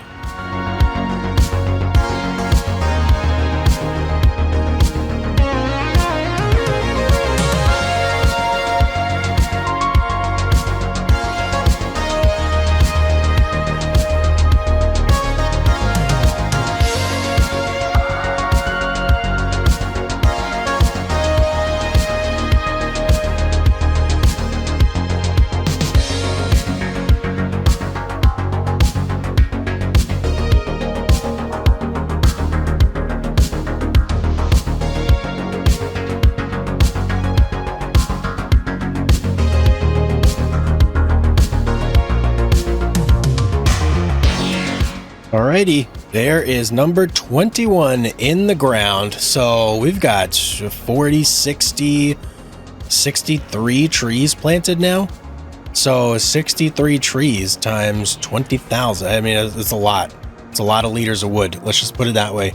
So listen, guys, we're coming to a juncture here where like total map domination is well within our grasp right now, right? We're making, I don't know, 1.2 million per year just off of our passive income. And that's not counting the wood chips and all the wood chips we're gonna be doing now, especially now that we have our Cobra. yeah, that's going to be a big source of income for us in like the, January. That's going to be like where a lot of our focus goes, because we have lots and lots and lots of Scotch pines, and you saw that Manchurian red. That's a big one right there. I think that one would be a really good candidate for wood chipping. So there's lots of trees out there for us to wood chip. I have special plans for today. So we have this sawmill right here. We have our paper factory over there, and then we have our carpentry and our cooper over here. I believe it is now time for us to continue expanding, and I actually want to get ourselves set up with a secondary sawmill. Now, let me kind of explain this to you guys and break it down for you. So we went through and we basically planted this whole oak grove right here. We have all these oak trees growing. We have a bunch of saplings in the ground behind it back here that are also growing. And these oak trees provide a absolutely tremendous amount of wood when you cut them down, 24,000 liters. Now, our sawmill can take 140,000 liters. So each 4 of these gives us 100,000 liters, and then another, 1 or 2 to fill up our sawmill completely. So we have pretty much wood on demand back here. This area has now been developed to the point where we're not worried about wood necessarily anymore. We can just plant it and grow it, and we already have plenty of wood pre-grown that we can fill up our sawmill just over and over and over again. I mean, I feel like we've probably got 60 or 70 trees planted at this point. So we can fill up this sawmill quite a few times with no problems whatsoever. So my plans for this sawmill, I'm going to convert this into only producing wood beams and prefab walls. We're no longer going to be making planks over here, since planks really do not take up a whole bunch of wood when they're being produced. We are now going to start exclusively making just the sellable products and start making some big money off this sawmill here. Now, the secondary sawmill, let's open up our map here. I would like to set up the secondary sawmill close to this pond over here. And we'll have to take a visit over there and see exactly what the terrain looks like, but we have this whole giant area of forest right here that initially I was thinking, well, paper factory is probably going to eat through wood super quick. That is not the case at all. The paper factory does not eat through wood. It's super efficient, makes a ton of money. I love the paper factory. It's probably my new favorite production in the game at the moment, at least. So super happy with the paper factory, but we no longer need all of this land to be dedicated solely to the paper factory. So we are going to start our secondary sawmill in this land, and we're going to start feeding it to only produce planks long and planks. And that is going to be our main supplier for our carpentry and our cooper for those 2 products. And that's the plan. Now, in order to really facilitate this plan, we're going to need to cut another road. Yes, we have a road currently that goes from about here up over here. I want to extend that road past this over to this pond. But really, we have to get over to this pond first and kind of scout out the area a bit. So that's going to kind of be the first order of business here, is just to take a look at this location and see exactly what's going on there. So there is an access road right here that goes over to this pond area. So we are going to hop in the truck real quick, take a ride over there, and kind of see what this is all about. And we're going to check it out, me and you together. Oh, one little problem. We left our truck at the dealership. All right, we're taking the Valtra over there. Never mind. We don't have a truck at the moment.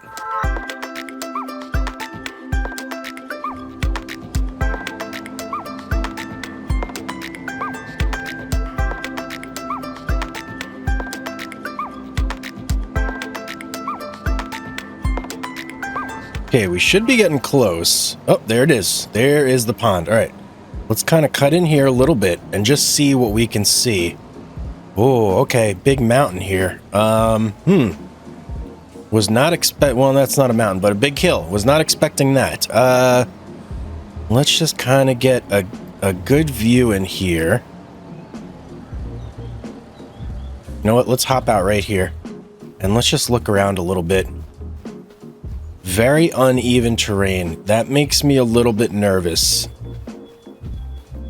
Placing a sawmill on ground like this is not going to be the best, if I'm being honest. It's going to look very, very odd. And here's our paper mill right over here. We're going to need to find some flatter ground to do this.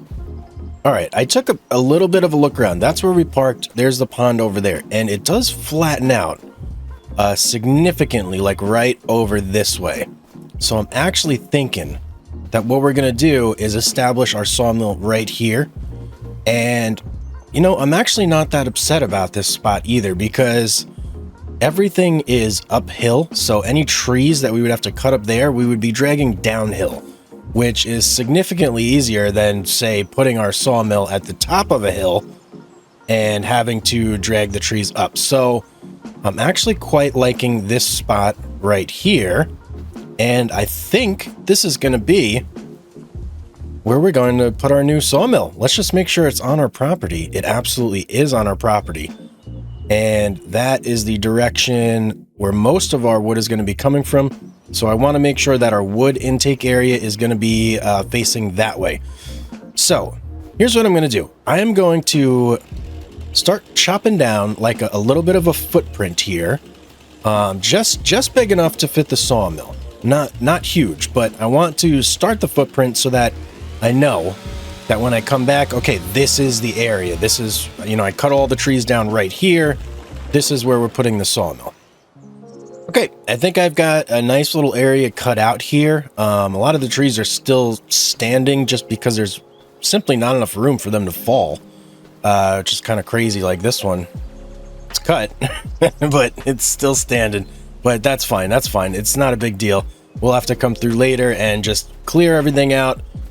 Pave this over and then get rid of the stumps before we can actually put our sawmill down. But with this done, now our focus is going to kind of shift, because we need to get into money making mode to afford our, where's my truck? There it is, to afford our new sawmill. So I am actually going to go and completely fill up our sawmill, check on the status of our paper factory, and then we are going to let the money roll in. Right? That's kind of how things are going so far, which, hey, I am fine with. I am absolutely fine with. Now, filling up the sawmill is actually quite exciting right now, because it means we get to make a cut into the first of our oak trees, which is awesome. We planted these oak trees, and now we're actually going to get to put them to really good use here. And yes, I am going to turn on wood beams. I am going to turn on prefab walls. We're going to start that process right now. We're going to start making money off that. It's going to be super awesome. Now we're going to burn through wood very, very quick, but the extra income we get from that should really, really take our money making up a notch. I'm thinking maybe like 200,000 per month we're going to be raking in. So let's get started on that. And we're just going to start right here on our oak trees, right? That's the plan. How much wood do we even have? I'm pretty sure our sawmill is completely empty. So this is going to it's going to be great to see how long it takes us to actually fill this bad boy up.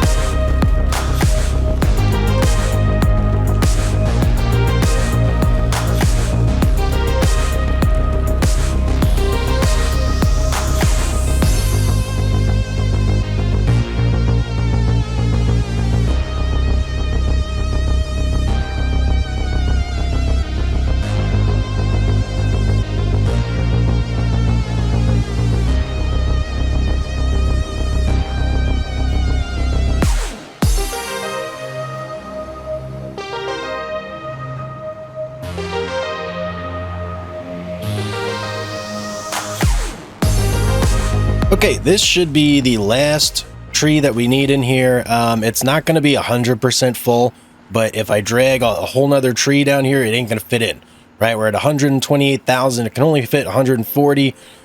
Each oak is like 21-ish thousand, somewhere around there. So yeah, it ain't going to fit. but that's fine. Now let's go to our productions tab real quick here, and let's kick this into overdrive, shall we? Bam. Prefab walls. Bam. Ooh, that feels good. Paper factory, how we doing here? Doing fantastic. Still got 54,000. Jeez, 54,000. I filled this guy up once, and it keeps going and going and going. It's absolutely incredible. I love that thing. Cooper, how we doing there? We're doing good, doing good. Not even going to bother with wood there because we only have planks long going and planks here. Okay, I think we are pretty much set. And actually, guys, I completely have been ignoring one other production. I don't know if we're going to do it today, but I wanted to show it to you right here. Firewood processor. Look at that. How cool is that thing? It's 46,000. It makes firewood. Now, the only downside to this is that there is nowhere to haul and sell firewood on the map. So if we're going to do it, we basically have this automatically set to sell. And we're just going to have to deal with the price fluctuation, which is actually quite high for firewood. If I can show you that real quick too in here. There, prices, wood beams. Let's go up to firewood. Firewood, bam. So, obviously summertime, not super low, but pretty low. But February, the winter, that's when it really kicks up a notch. We'll have to look into that, play around with it a little bit. I don't know how much of a moneymaker that one is. So, that's going to kind of just be something we do for fun, for like an experiment. But I think we're pretty much set up. We are good to go. As you can see, we did, kick through a whole bunch of trees here. Takes about 6 to fill this guy up. So that's the count we're at. And we planted 21 each time. So we had 21 there. Now we're down to 15. Got another 21 there. And we got another 21 behind that ready to grow. So I think we are also going to have to plant more trees today too. That's definitely going to have to be on the agenda, because now that we're actually using these trees, we got to make sure we're well supplied. We can't let our supply dwindle. We got to stay on top of that. Got to have that constantly going. We can't mess around. So that is another priority that we have to add to our list. But let's take a quick nap here, shall we? And let's just see what one day gets us now, or 1 month, pardon me, not one day. Now that we have our basically supercharged production going on this sawmill. And I'm excited to see this, guys. Let's do it. Oh, good morning. Oh, hello, everybody. So 2 months has passed. Now, look at the money, $369. We had like 26,000 before we started our hibernation cycle here.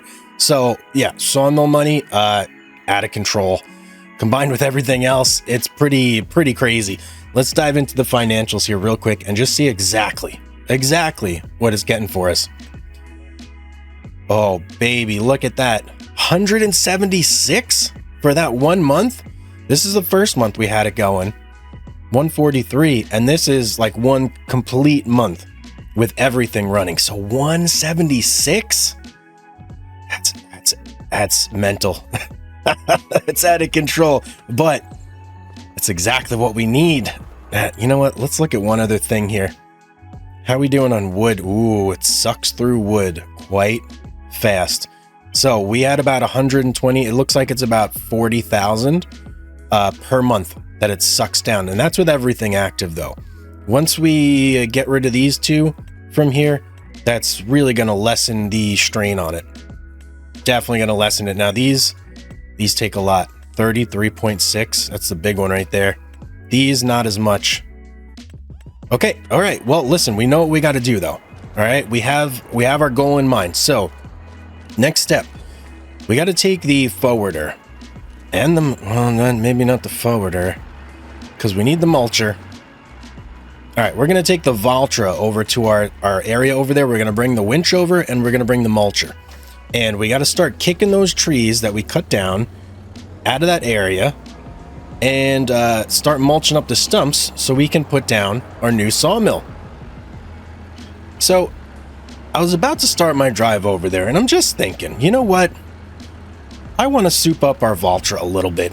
because right now, with the current engine configuration, we struggle a little bit, right? We struggle a little bit with the mulcher, and I think if I were to kick it up a notch, this thing would basically be able to power that mulcher and drive at the same time, no problem. So that's the goal right now. I want to go to the shop and just modify this bad boy and kick it up to the top level. I also want to weight the wheels, and being that we have an extra almost 70,000 to spend right now, I think we can do that no problem, and finally have like a fully upgraded tractor that is, you know, we don't have to worry about at all anymore.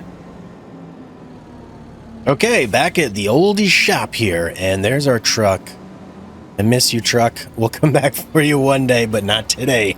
Not today. I guess I could have brought the trailer over and done that all at once, but no, we're not doing it right now. We got other things planned. All right, let's go here. We are going to customize. And all right, engine set up right now. We got the S396. Can we bump that up? So S396 gives us 400 horsepower. This will put us up to 420. Ooh. Really gonna get us over the edge there? It might.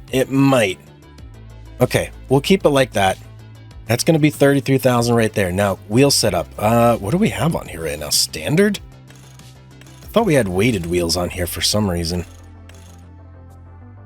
I guess not.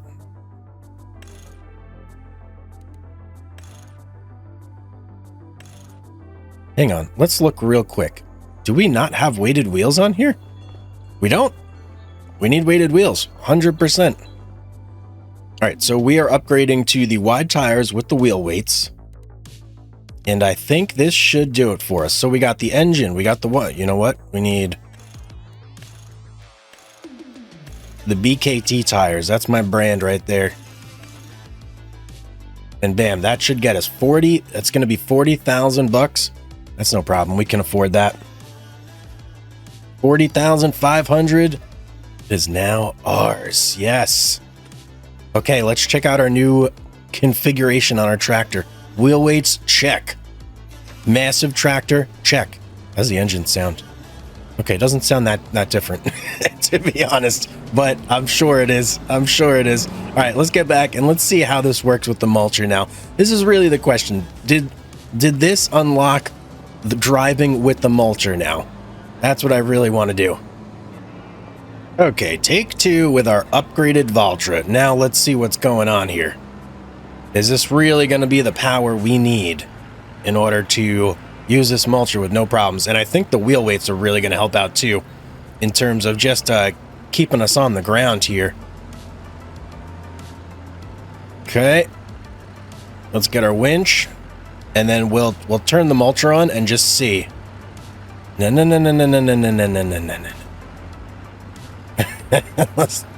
This ground is so uneven here. This is crazy. These tires are just tearing this thing up. Okay, let's pop on the mulcher real quick. It's on, and we are indeed driving. We're driving slowly, but we're driving. That's all that matters. Let's get this branch right here. Okay, it's not great, right? It's not everything I had hoped for. Going forward seems to be okay. Reversing, not so much. All right, let's get it over to our cut that we opened up, and let's start processing over there.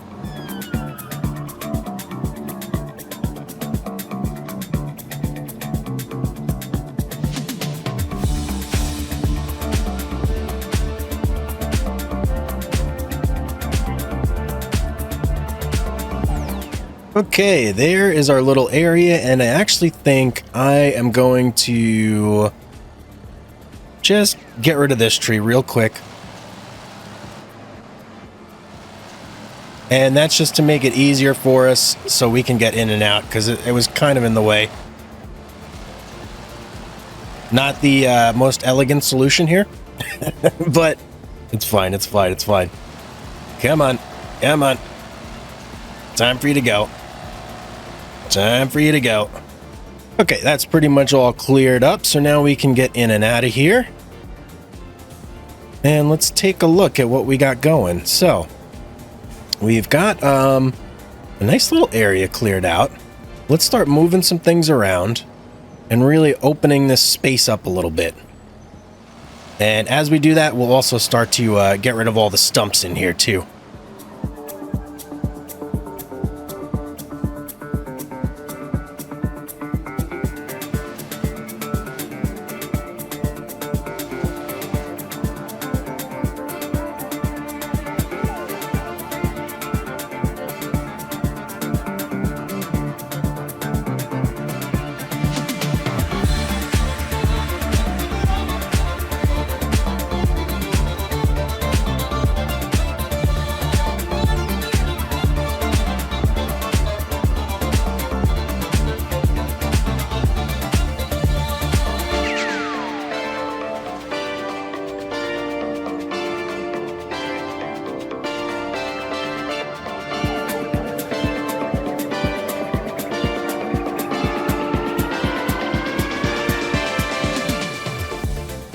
Okay, so here's what we're left with. This nice little clearing here. Now, I'm not 100% sure if this is going to be enough room for a sawmill. So really, the only way for us to figure that out is just to try and put it down. So let's see.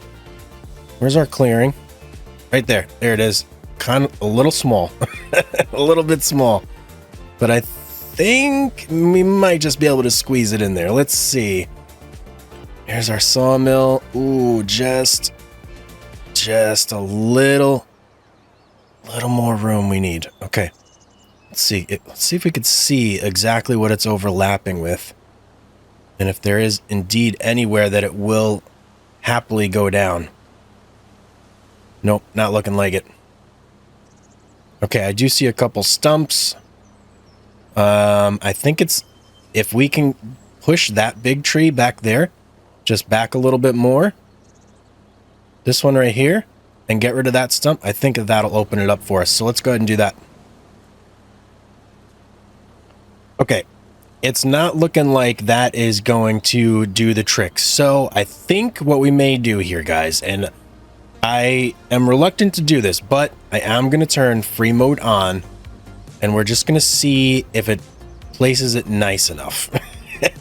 And one other thing, we got to make sure that this area faces this way, because that's where the wood's going to be coming from. So let's just look, make sure it's going to be kind of nice. Bam. All right. Hopefully that kind of placed in a manner that isn't terrible. It's not that bad. That's not that bad. Okay, I can live with that. I can definitely live with that. So let's hop in here. Let's get our productions set the way we want them real quick before anything else, really, because... Oh, did we just sell some wood? I think we did. We got a little bit of wood in there. Wait, where does the wood... Oh, yeah. Oh, no. The wood dumps over here. Okay, well, that's fine, because we got those two big trees right there, so that I'm actually not too concerned about that. But I do want to get in here and just make sure this is set up properly before we really start to do anything. So in here, we want that set to distributing, that set to distributing, active. These guys, we're not going to use it, but I'm going to set it to selling, just so that there's no misunderstandings, okay? And then in here, we can go ahead and deactivate you, and we'll just keep these two running. So now everything is set up properly. Yes. Okay, everything is now set up properly. So, next step, we got to fill this guy up. That's the next step. And actually, I mean, we have some trees literally right here that we can just chainsaw right into the dump area. This is going to be pretty easy, I think. Let me cut this guy down, and then there's two others real close by that we can chop down, and that should get right in the zone.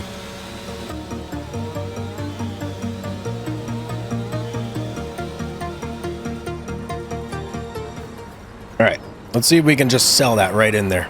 Let's see. Oh yeah, first 12,000 in the bank. Let's keep going.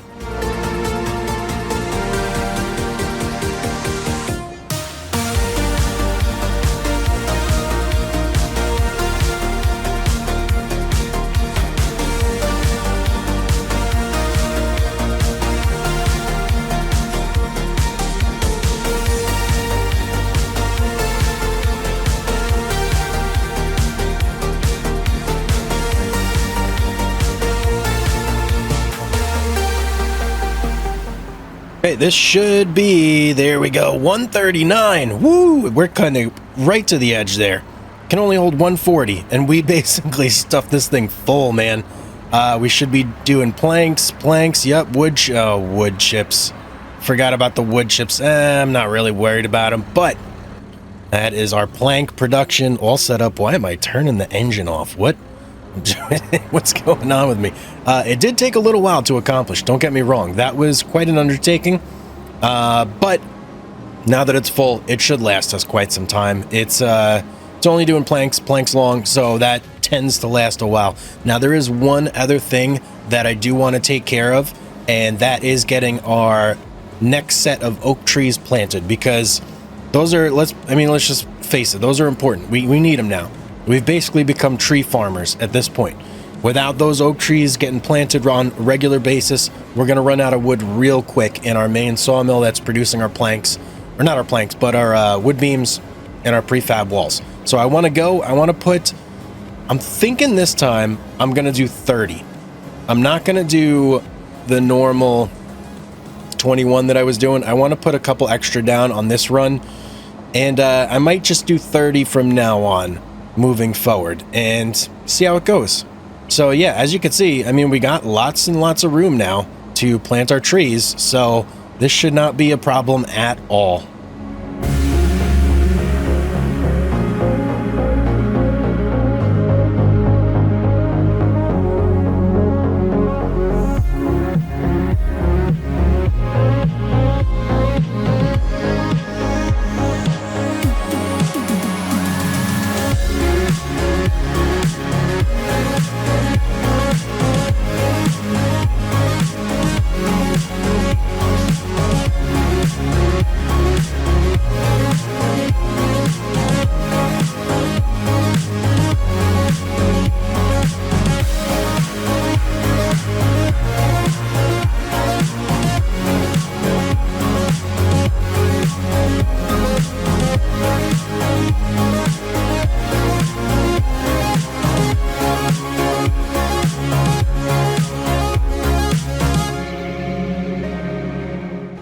All right, that's going to be the last one. We actually couldn't fit all 30. We kind of ran out of room. So this whole area now is planted with oak trees. So we have, yeah, we got a lot going here. we got a lot of oak trees in the making. We got oak over here. We got oak over there. We got oak everywhere, man. We're oak crazy here. So it feels really good to have all those trees planted, ready to go. So these properties, 1, 2, 3, 4, and 5. We need to own all these properties. This is like our side of the map, and we need to officially kind of like dominate things over here and just take over once and for all. This is our forest, essentially, and we need it. So we need to make enough money to start buying all of these plots, and they're not super cheap plots. I mean, they're not the most expensive in the world either, but altogether we're looking at oh geez, I don't know, $1.5 million, somewhere around that neighborhood to get these 5. Now, whether we get all of these today or just 1 or 2, that remains to be seen. So before we can even do that, though, there's something we need to take care of down here. Now, I know a lot of people have been asking me to do this, and understandably so. Okay, I get it, guys. You don't like stumps. So today, we need to officially tidy up this field before we do anything else. That's going to be the first order of business, just to take care of things here back on the original plot and get things all tidied up. So the first step in this process really is we kind of got to get rid of all of these bushes, this texture, because this makes everything hard to see. And I think I want to just convert this whole thing into grass, and that way we can have like a nice just open area. We can see everything, and it'll be a great place for our trees to grow. And once we do that, that'll also be like a twofold thing, because it'll be much easier for us to get rid of some of these stumps, like this guy right here. Very hard to see in the like the brush and there's just all the junk that's around here. So that is the plan for today, and I'm sticking to it. we got a lot to do, so we probably shouldn't waste a whole lot of time here. Now, I am going to use the landscaping tool to do all this, because I don't really know of any other way to convert all this into just like straight up regular grassland without buying a whole bunch of like farming equipment and plowing and doing that whole thing. So we are going to go ahead and just do a teensy bit of landscaping today. Now let's go over here. Let's look for grass. That should be good right there. And then we need to crank this way up. Crank it up to 11. And we're just going to start going through here. Now I'm going to do this basically up until these power lines, because that is like the extent of our farm.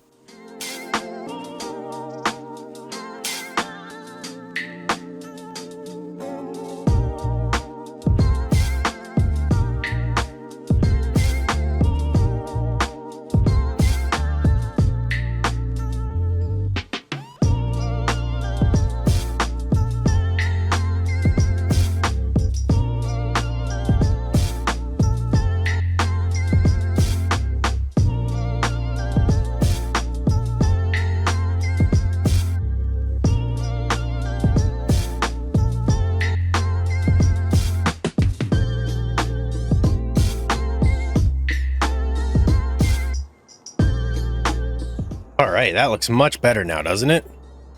Let's get, oh, wow, look at that. Way better. Oh man, we can see. Look at this, guys. This is incredible. Oh, I missed a little spot here. That's all right. That won't affect things too much. Wow, there's actually a lot of stuff on the ground still. We got some downy service berries over here. We got another one. We got quite a few downy service berries, actually, now that I'm looking. But more importantly, now we can see our beautiful saplings, and we don't accidentally mulch those, because that was another thing I was worried about. What if I mulch one of those on accident? Don't want to do that. All right, so I think the best way to start this, I'm going to go through and I'm going to cut down all the downy service berries, just so we have everything on the ground, so we don't miss a single stump. I don't want to miss any of them. And plus, these guys are basically our arch nemesis in this game. So we absolutely need to get rid of those ASAP. How many rows of trees do we have? We got trees going all the way back over here. Incredible. We've got a ton of wood growing. Oh, this one looks a little weird, doesn't it, guys? Like it's kind of growing inside the ground a little bit. Sometimes they do that. I don't know why. It's like the tree got planted too far under the ground. But hey, it's going to be gone either way. All right, this guy, and then one more left after this, and we can go ahead and then get our mulcher and start clear cutting all of these stumps. And I know you guys are going to be excited for this. There we go. Last downy service berry. Let me just take one more quick once over, see if I missed anything. Doesn't look like it. I see a small Scotch pine over there, but I don't think that's... Get out of here, deer. Get! What are you doing on my land? I think we're pretty much... I said get. I gotta chase you out of here? Get out of here. I think we're pretty much good to go. You know what? We will cut this guy down right here, just to make everything nice and uniform. And this guy as well.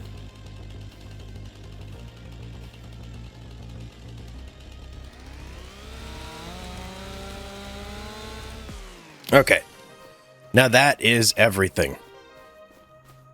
So let's hop in our mulcher and let's start taking care of some of this stuff, shall we?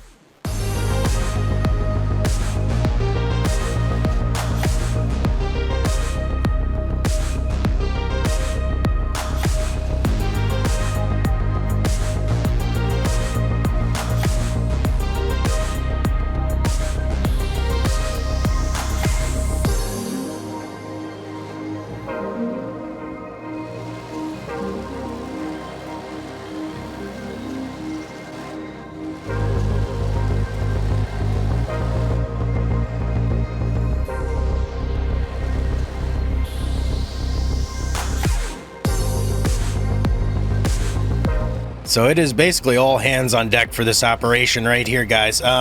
Listen, the mulcher's great and all, but even though we upgraded our Valtra, it still isn't powerful enough to like just manhandle that mulcher and drive through it. So I swapped over to the Kubota for a little bit because it's just easier for the small stumps to have something maneuverable. And then I'll save the big stumps for the Valtra with the mulcher, because having to constantly turn the mulcher on and off, just a pain in the butt, you know? It's like, it's really kind of cramping my style a little bit. So I figured, let me bust out the Kubota. We got the stump grinder. Let's use it for what it's meant for. Get rid of these small stumps. And then when we're back to, you know, just doing the big stumps, we'll swap back over to the Valtra with the mulcher and take care of those that way. So, yep, a little bit of a revised plan, but I think we're doing pretty good work here. So, something kind of cool here, guys. I don't know if there was a change. Maybe I missed it in the patch notes, but our Kubota is actually able to take out some of these bigger stumps now, which is awesome. Now, don't get me wrong, it takes a little bit of time, but it does work now. So that's, wow, that's a big change. Was not expecting that. Okay, maybe this stump is a little too big. Oh, maybe not. Maybe not. I'm gonna try it. I'm gonna keep going, but I just wanted to stop and tell you guys that because that is very exciting. That was like a big thorn in my side for quite some time. Well, guys, I believe, just taking one more look around here, but I feel like we got pretty much everything. Some little wood chunks right here. We'll get rid of those real quick, but for all intents and purposes, we have no stumps. Look at that. It's just a beautiful, beautiful field of trees and nothing else. It's absolutely amazing. I do have a couple trees down over there that I do need to haul over, so we got to do that as well. But yeah, I mean, look at this. Absolutely amazing. And now that we can actually see everything, I can see that there is a row. Where was it? There's one of these rows back here. There was a lot of space in between. Maybe not. Maybe it just looked that way, but I thought I had seen a lot of space in between where we could maybe sneak in a couple more trees, but it's not looking like that's the case. So yeah, these guys over here got 1, 2, we got 3 Japanese Zelkovas that we got to drag over. There's a down service berry over there, which I'm just going to leave. I'm going to let it just rot. And 2 tiny little Scotch pines over here. In fact, this Scotch pine is so small that I'm just gonna buzz it up. It's not really worth anything. So go through, I'm gonna mulch this one, and then next order of business, we got to take a look at our productions here. So if we take a gander, how are we looking? We got planks just stuffed full. Cooper looking beautiful. Got planks long. We got regular planks. Paper factory could use a little refresher right there. So this sawmill, and this is our prefab walls sawmill. Looks like it could use a top up as well. And this was our new sawmill, looking beautiful, pretty much stuffed full. Don't need to do anything there. So, all right, here's what we're gonna do. I'm gonna cut down a couple more oak trees, and we're gonna haul them into this sawmill right over here. Then we're gonna head on over to our paper factory, basically do the same thing over there, and just top that thing off. And once we top that thing off, it'll be good for like a year.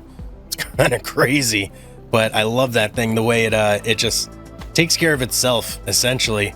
So yeah, that's the plan for now. And then once that's all done, then we can go ahead and kind of just chill for a little bit until we can afford some new properties, which hopefully should not take too long.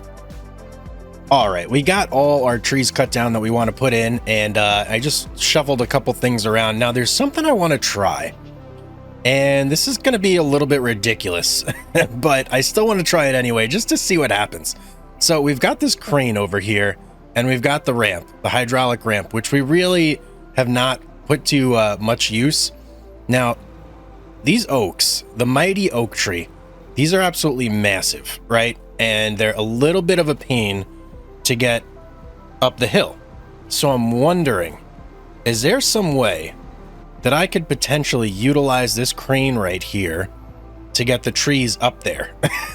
I don't know how this is gonna go, but I'm gonna see if I can't lift this oak up, get it on this ramp, and see if the hydraulic ramp will maybe push it up far enough that I could just sell it.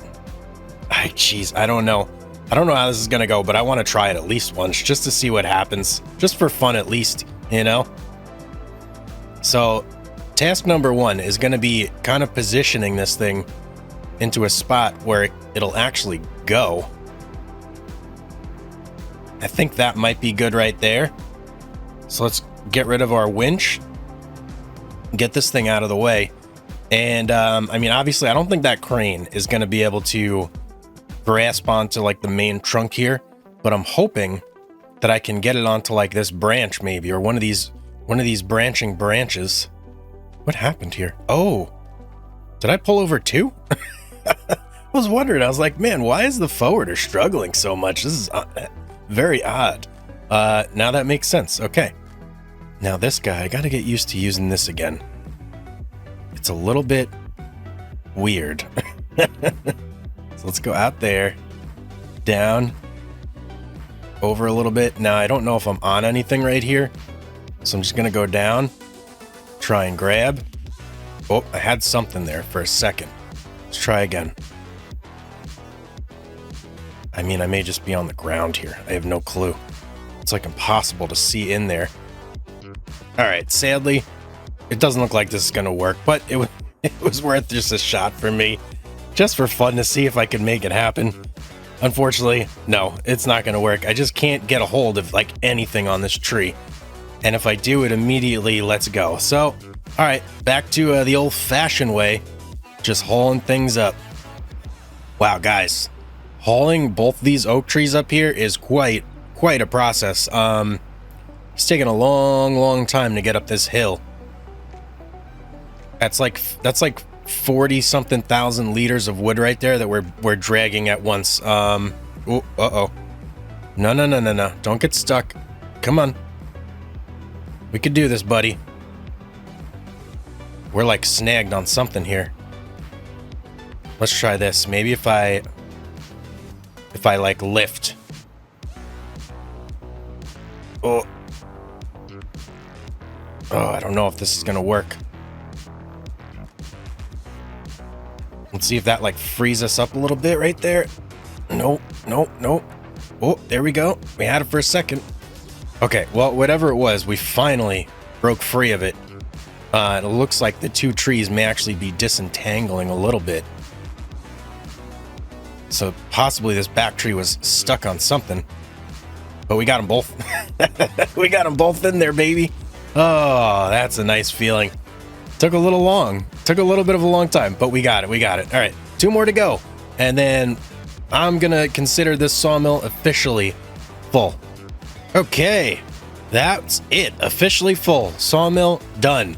Onto our paper factory we go. Now, do I want to try and get the forwarder over there? Don't think the forwarder will fit. All right, we got to swap over to the Valtra, and we got to get the Valtra hooked up with the winch. Where did I drop the winch? All right, the winch is around here somewhere, but we'll swap over to the Valtra. I'm not going to take the mulcher. We're just going to take the winch.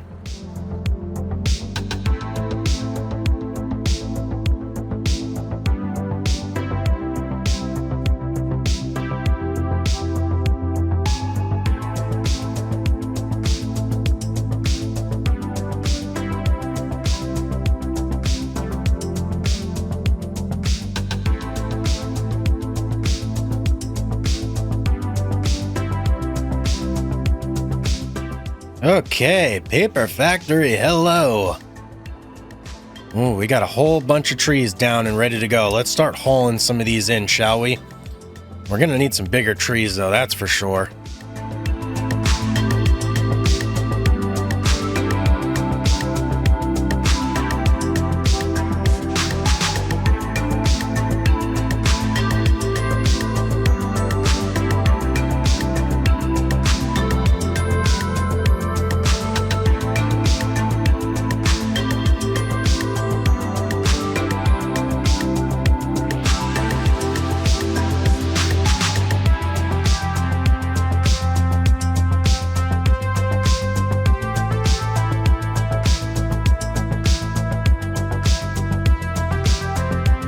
Okay, let me step over here away from the chaos. All right, we got our paper mill pretty much fully full. Yeah, we're 11,000 short, but if I drag another big tree over there, it's just it's not going to be able to take it. So no point in really doing that. So we got both sawmills like fully decked out, ready to go. Cooper, everything's good there. See, I just want to take another quick peek over. Everything looks good. So really, the only thing left we have to do now, and I apologize, guys, it's about to get loud up in here. Oh my God, the paper factory is just so loud. Who thought it was a good idea to do that? Woo! Okay, yeah, paper factory, incredibly loud. Jeez, can't believe that. All right, yeah, I lost my train of thought. Just walking through that absolute chaos that is the paper factory. Okay, yeah, let's head back to our trailer and take a little snooze. All right, we're well accustomed to doing this, taking snoozes and making money. So we have 43,000 right now. Oh, geez, how much do we need? I think I'm gonna shoot for like 1 million, guys. Million and a half. I don't know if what we have stored up is realistically going to be enough to get that, but I am hoping that it is. So yeah, I think last I remember we're making about 200-ish, 250 per month, maybe 270 even. I don't know. The only thing to really do is just to go for it, right? Go for it and see what we get. Okay, good morning. Hello, everybody. And yes, we are over $1 million in the bank, but we had to run our sawmills basically dry. I mean, our prefab and wood beam wall sawmill, wood beam wall, no, prefab wall and wood beam sawmill. Yeah, empty, completely empty. Absolute ton of wood chips though. Look at that. Even over here, I know we've got a lot of wood chips going in this sawmill. Our Cooper is starting to fill up as well. There's, yeah, a lot happened, right? But look at our paper factory, still going strong. Not even, I mean, I guess half empty, basically. Let's put it that way. So paper factory continuing to be a boss as usual. Now, with $1 million, I don't know how far that's going to get us on the land. I don't think it's going to get us everything that we hoped and dreamed for, but it should get us a pretty decent chunk. So what we got to do is we got to hop into, you know what, let's take the Kubota over. We're going to hop into the Kubota and we're going to drive over there, and I just want to take a look at the land before we actually purchase it and see exactly what's what down there, and what, like, if anything, do we want to like prioritize maybe. Ooh, we just came upon a little bit of an accident here. What's up, fellas? Take it easy. Icy conditions out here.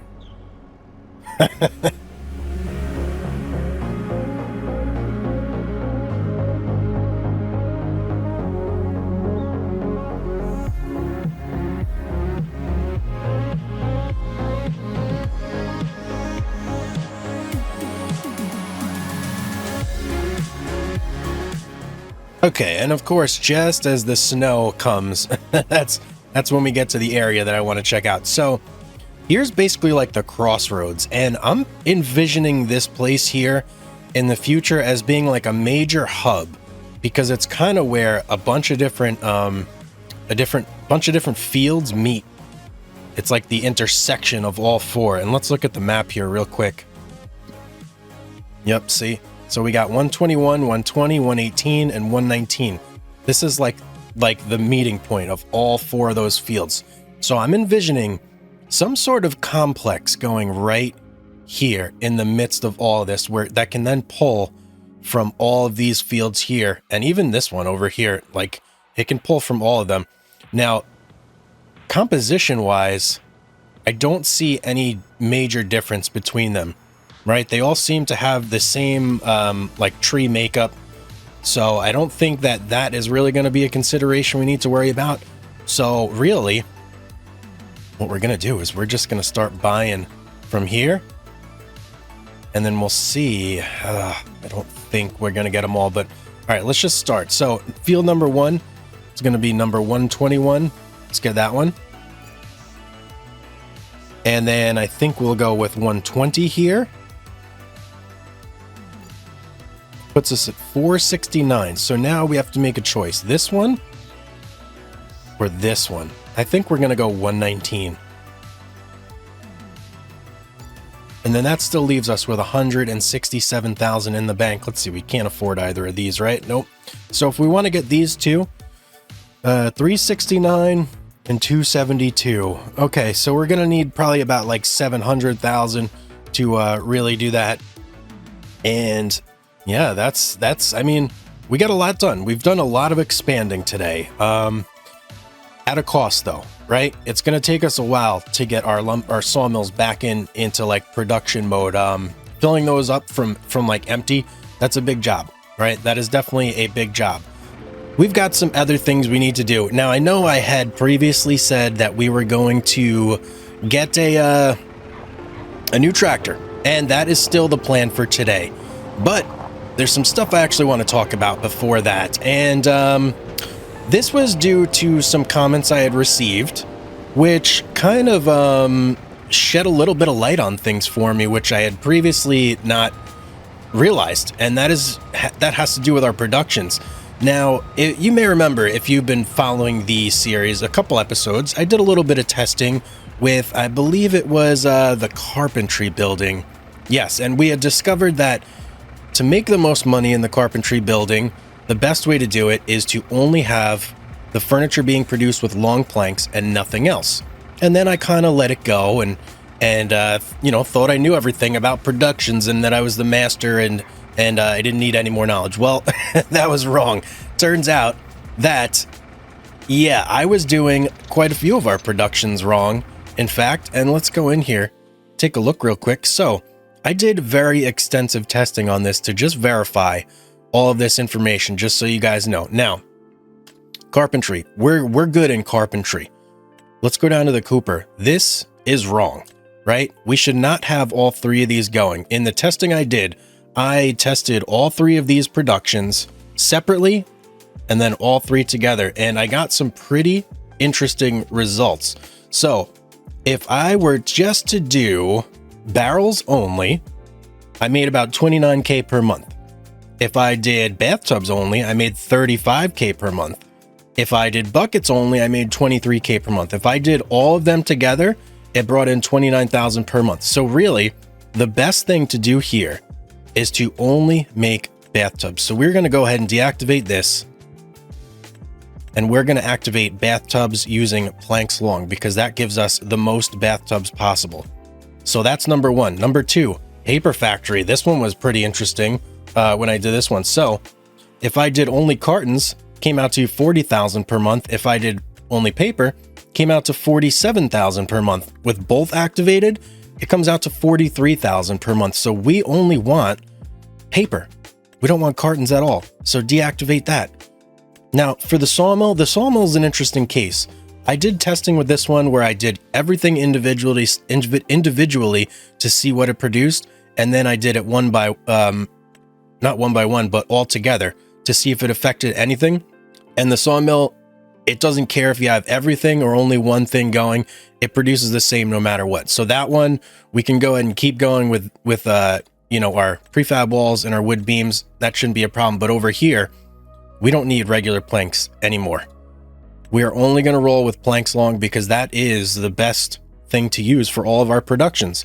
So hopefully that changes some things here and, you know, saves us a little bit of wood and makes us more money. So we'll see how that works out in the long run. Now, we got a ton of wood chips that we got to sell too. So that is priority number one for now. I got a lot inside of this Cobra, and I've got a lot saved up in our production. So we are going to go ahead and sell those. And then here's the other thing. Being that the Valtra just did not work for what we wanted it to do, I think that what I'm going to do is probably sell it and use that to finance a bigger tractor, essentially. Let's put it that way.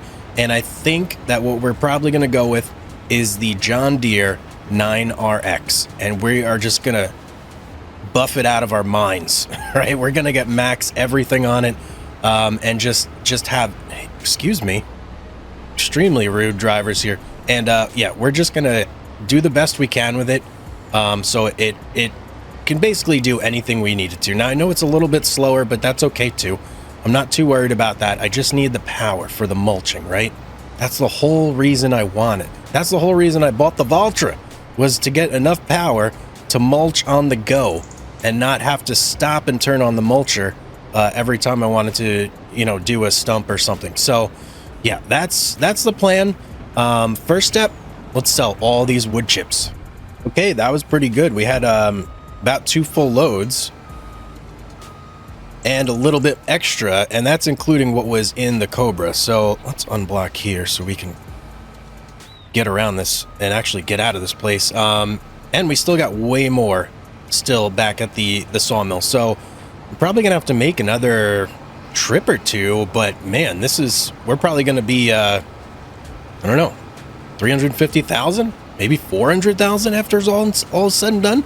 That's pretty awesome. And then once we sell the Valtra, that's probably going to be another 160,000. That might be enough, guys, right there, to get us our John Deere. I mean, that's a lot of money. Okay, let's get this done, and let's see exactly what the total comes to when all is said and done. Oh, and by the way, having this Cobra to do this, absolutely amazing. This thing is flying, absolutely flying. It makes hauling this back and forth way easier. No issues whatsoever. All right, that is super odd. So I just went to fill up this trailer from the wood chip pile here, and for whatever reason, it started filling up our wood chipper and not the actual trailer. That's super weird. Huh. I'm not sure why it's doing it that way, but okay. I guess it considers the wood chipper like a trailer. Okay, hey, I'll take it.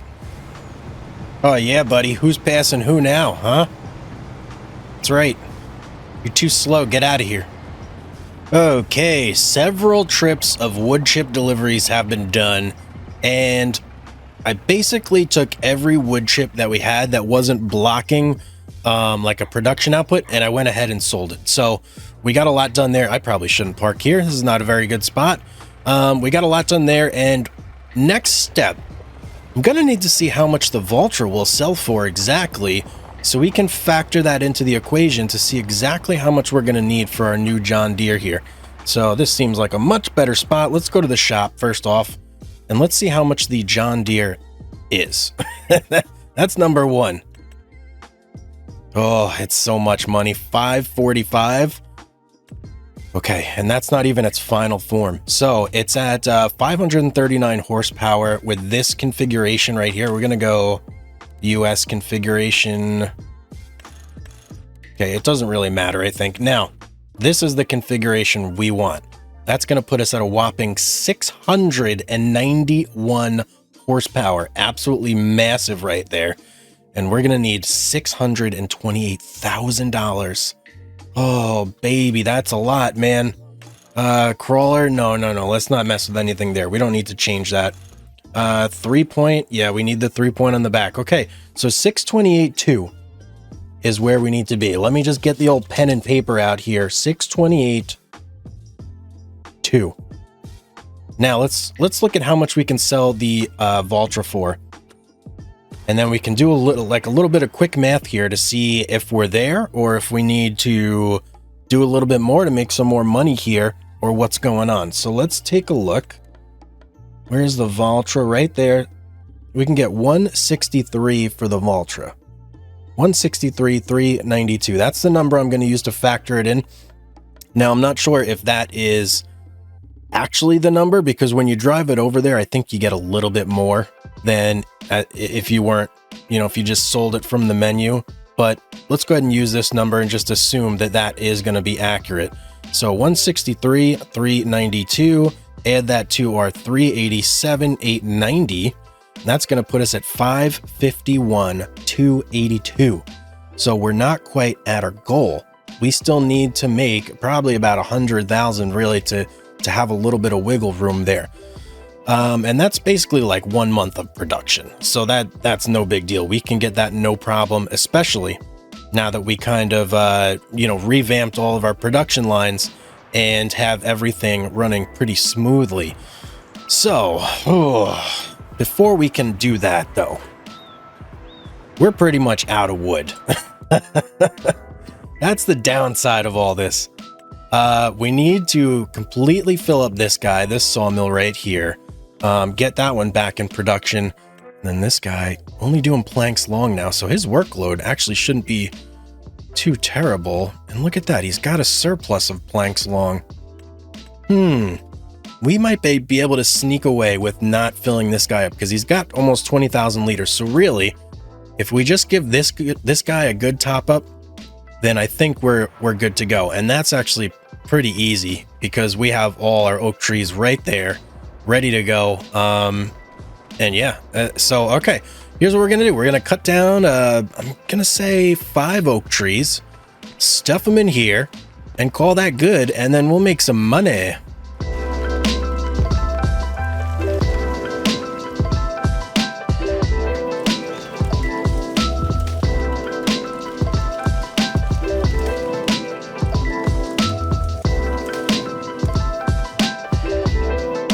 All right, that is our 5 trees ready to go, ready to rock and roll.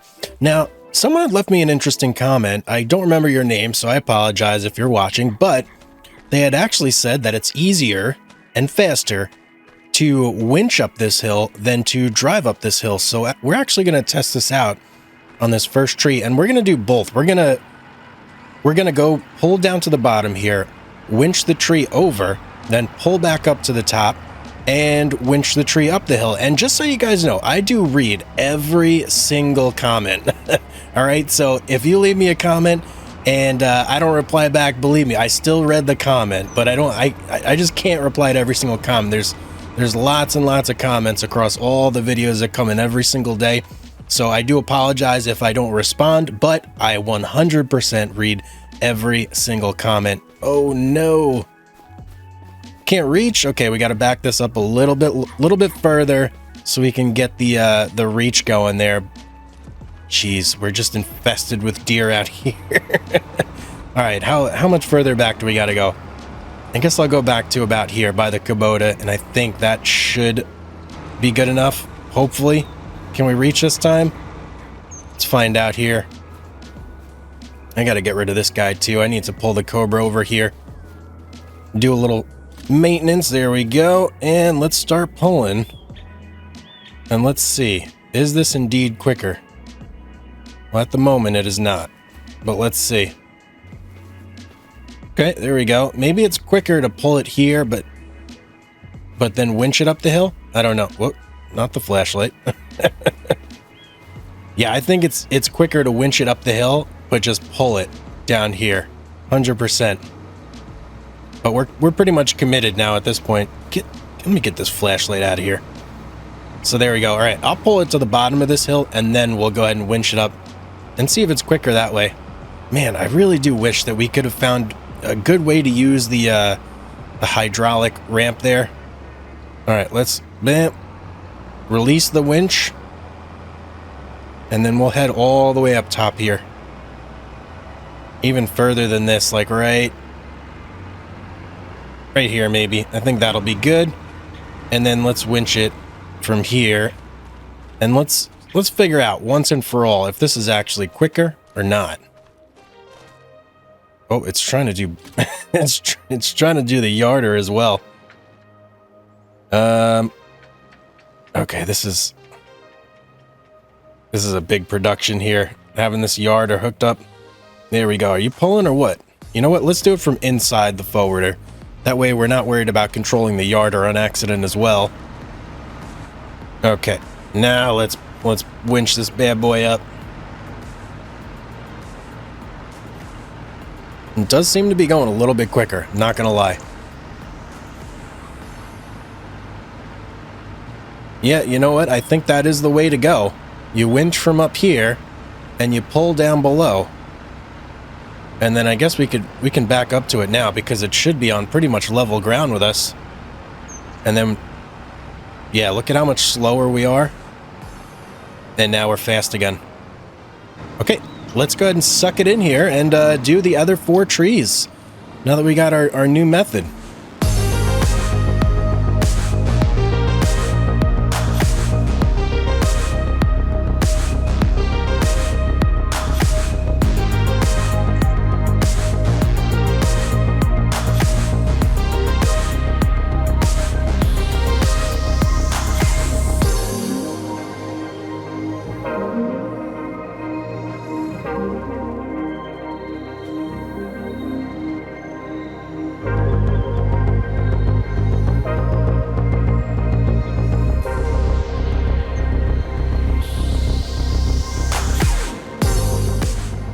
Now, if there's any of you wondering why I'm not just using the yarder to do this, well, sadly, the yarder is just not powerful enough.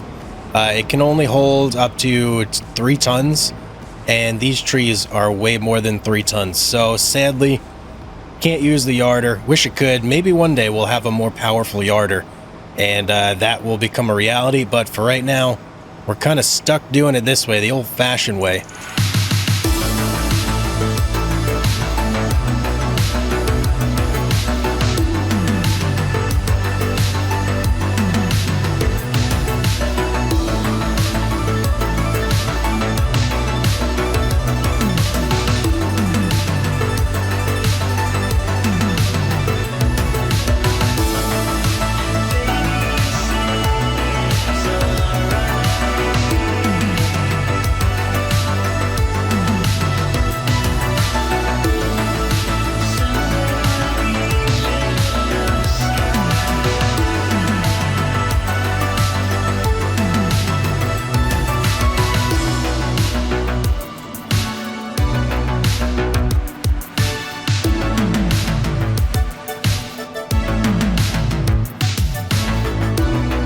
I just figured out something so helpful. I got to show you guys this real quick, and it's actually awesome because it's the last tree, so I wouldn't even be able to show you if I figured it out on this one.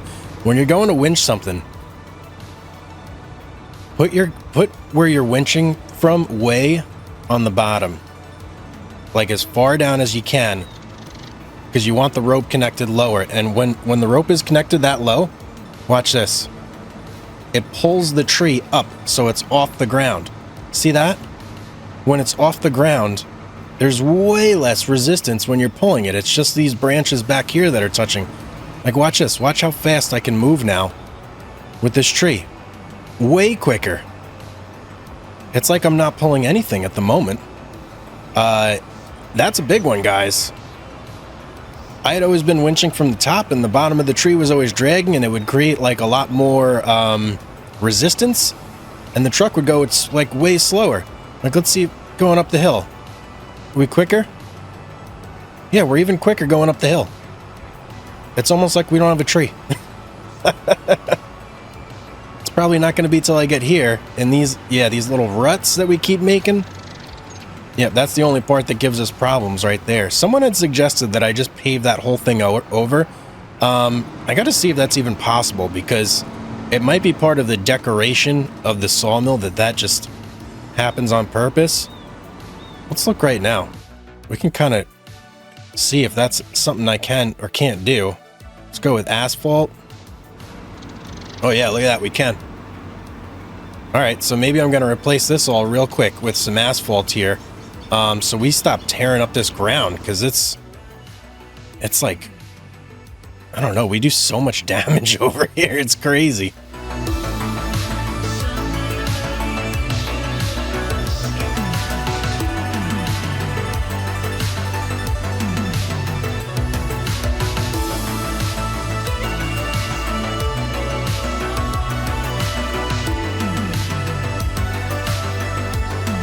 All right, there we go. I basically just paved this whole area. So hopefully that prevents any damage from occurring when we're pulling these trees up and down. But hey, that's it for now. We got this almost all full. I mean, we probably could fit one more tree in there, if I'm being honest. Let's take a look.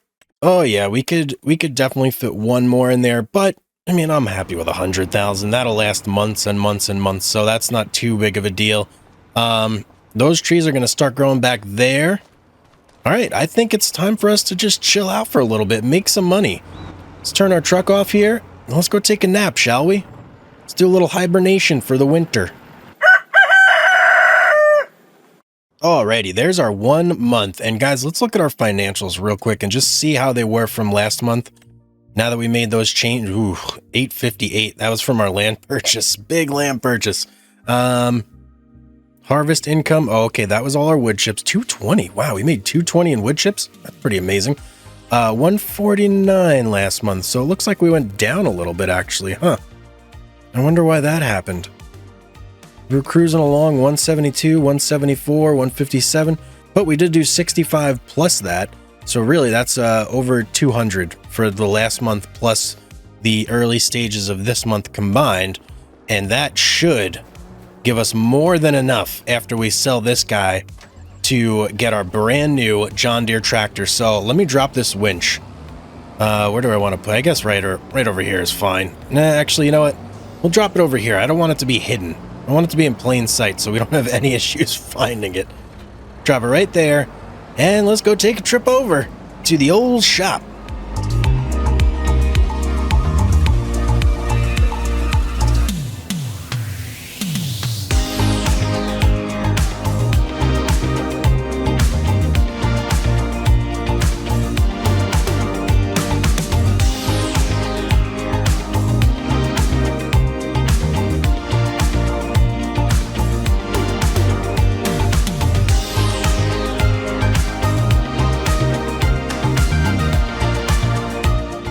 All right, here we are back at the shop. There's our truck, man. We got to get our truck back one of these days, don't we? Let's see, where do we got to pull this in to sell it? I think it's going to be in the service department right here. Let's see. Yep, there we go, sell. Whoa, 178 if we sell it here. That's more. What was it before? It was only 163. Wow, so we made an extra like 15,000 selling it this way. All right, goodbye, Valtra. You were good to us, but it's time to move on. Time for something bigger and better. Sadly, we just don't need 2 large tractors hanging around the sawmill. So it's going to be the Kubota and our new John Deere. Let's get down here. I'm pumped up for this, guys. This is a big monster tractor here. All right, let's soup it up. 628. We still got plenty of money. You know what? Let's check out some of these other options here. Crawler track, you know, I really don't think that's going to matter for us in the slightest, so I'm just going to leave that be. Front weight, yeah, I do want a front weight for sure. We'll go with the biggest one. Attacher on the back, we'll go with the US version, and that's 632. Wow, we're going to have a lot of money left over here. Let's get it. Beautiful. 114 left in the bank too, man. Oh, now this guy, this is hopefully the end of all our problems. Let's just take a nice look from the outside here. I mean, this thing, look at me next to it in comparison. Look at that thing. That's huge. Wow, and it's even got some sort of cable going from the weight back here. I wonder why that is. If anybody knows why that is, let me know in the comment section down below. But we got some sweet tracks. Let's hop inside, take a look from the inside. Very technological. Let's start it up. Oh yeah, that's the sound you like to hear. We got like storage compartments over there. We got windows. We got like tablets everywhere. Now I wonder, are you able to reverse drive in this? Doesn't look like it. Okay, I was thinking maybe you could flip this around and drive that way, but doesn't look like you can, which, I mean, that's fine. All right, let's get this bad boy home, shall we? Never mind. We'll just edit that part out. Okay, we made it back. A little slippery on the snow. See, it like wiggles back and forth a little bit there. More than I've known it to in the past when I've used it. All right. Well, we can't just get this, though, and not test it out. We got to put this thing to the test and see if this can actually handle the mulcher. If it can't, I may lose it, guys. I may lose it completely. This would be our second attempt getting a tractor that could use this mulcher with no issues whatsoever. And if this doesn't do it, I don't know what will. I mean, I don't think there really is anything, because this is like top of the line right here. So let's see what happens. Let's get connected here. Okay, we got it. No issues with the wheels being like off the ground or anything, so that's a good start. We got this whole line of stumps right here to test it out on. So let's get lined up right here.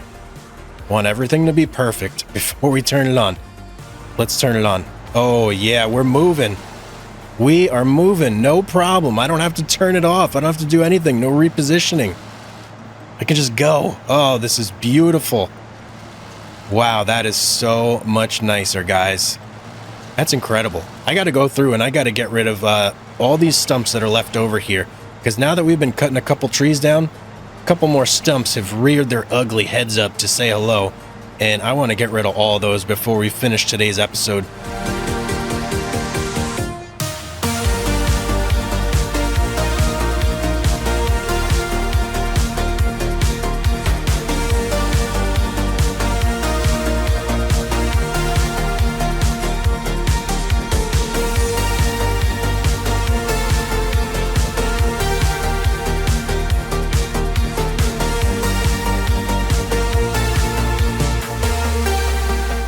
All right, you guys want to see something awesome with this mulcher?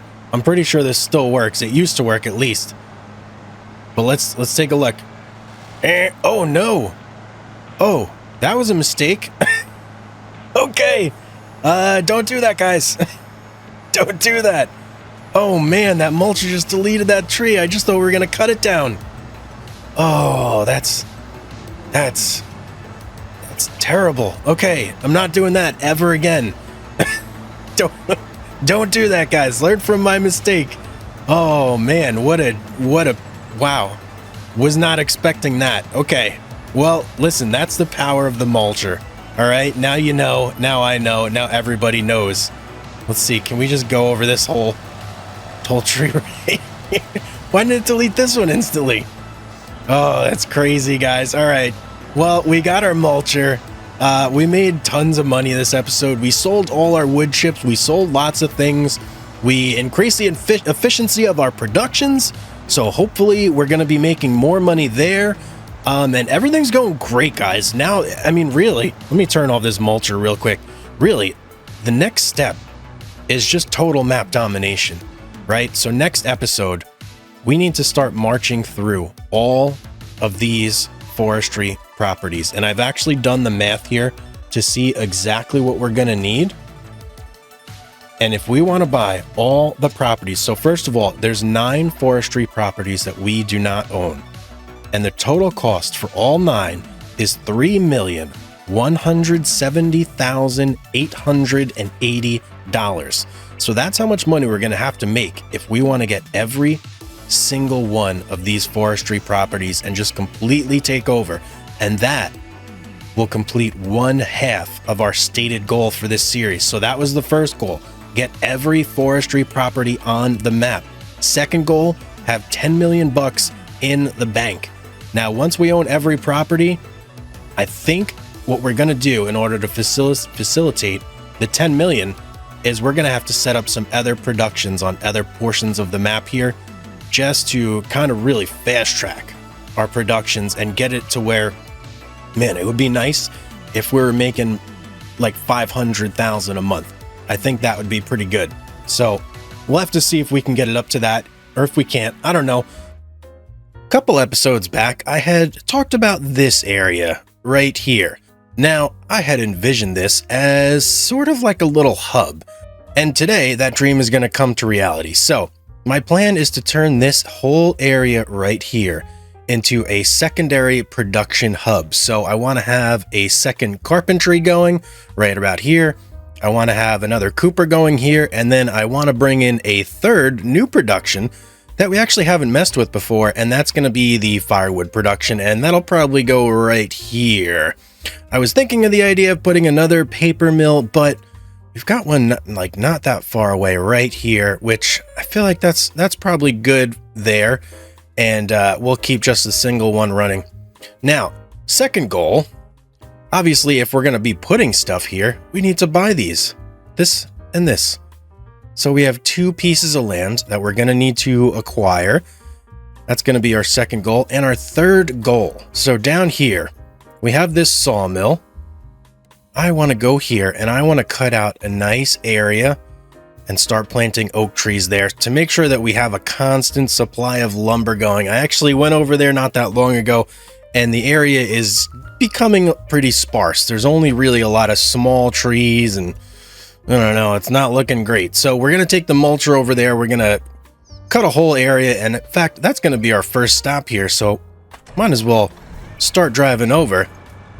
But we are going to cut a whole swath and then take our planter over there and plant a whole batch load of oak trees. Now, warning, okay? There are going to be some trees that will be completely destroyed. So anything that is smaller than, I don't know, let's say 2,000 liters of wood, I'm just going to destroy it. So that's going to be a lot of the smaller Scotch pines, stuff like that. We're just going to mulch right over it because it's not worth hauling it. The tree is too small. So that's the plan for that area. There are still big trees over there that we can haul. They're just getting a little further away from my, from my liking, essentially. So that's why we're doing this. Okay, here we are. And I think the very first thing that I'm going to do is I'm going to expand like the road entryway here to get into this area. So let's just go through and start deleting some of these things right here that we just don't need. That one, you know what, that one was a little bit bigger. I probably could have kept that one around. Oh well, can't cry over spilt milk. Any stumps? Oh yeah, plenty of stumps. So this will kind of open things up for us a little bit, and then we can get in there and take a good look at what we want to clear, get rid of, etc. Ooh, and you know what? We got a ton of stumps in here. I already know that. So we're going to have quite a bit of work for the mulcher in this area. All right, that's looking pretty good.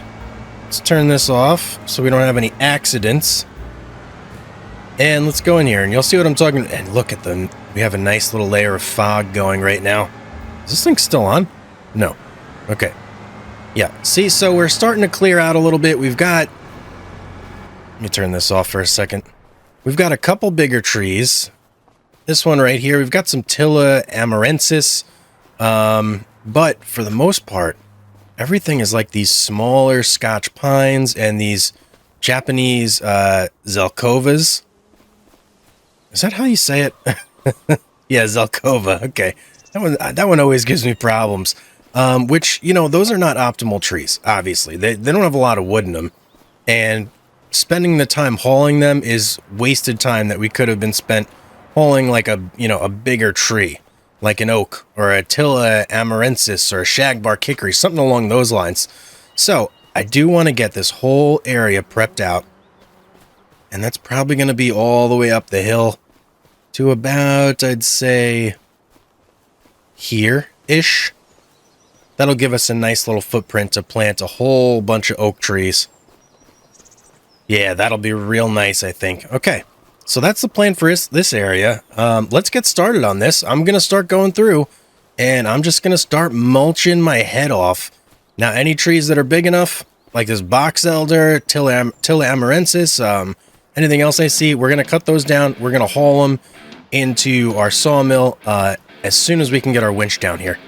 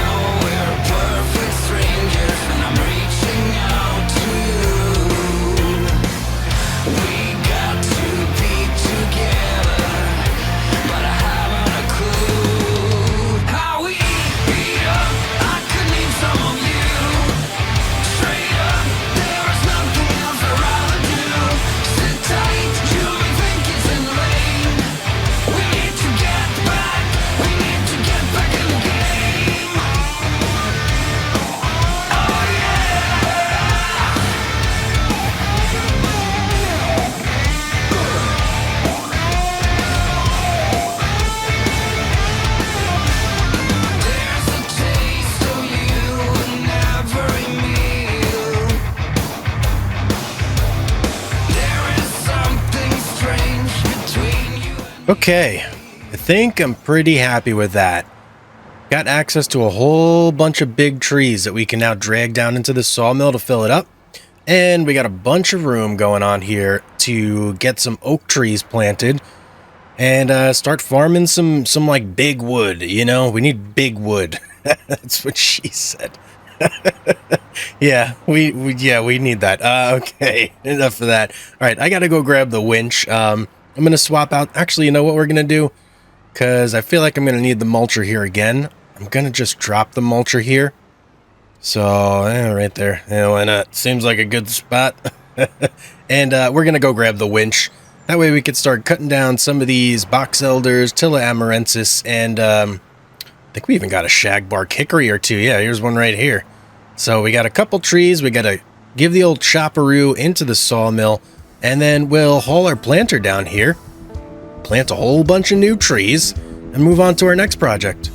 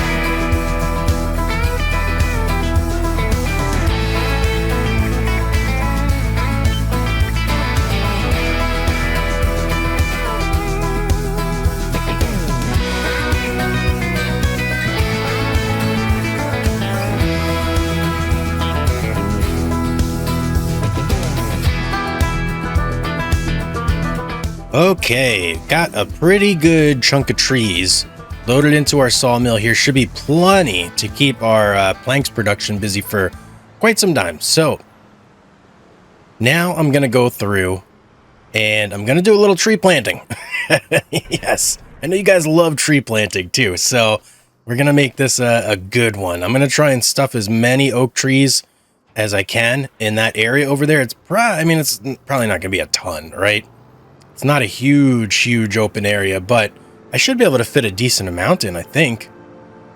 Definitely enough to keep our productions running for quite some time. Now I'm going to start here, work our way up and down, up and down, up and down.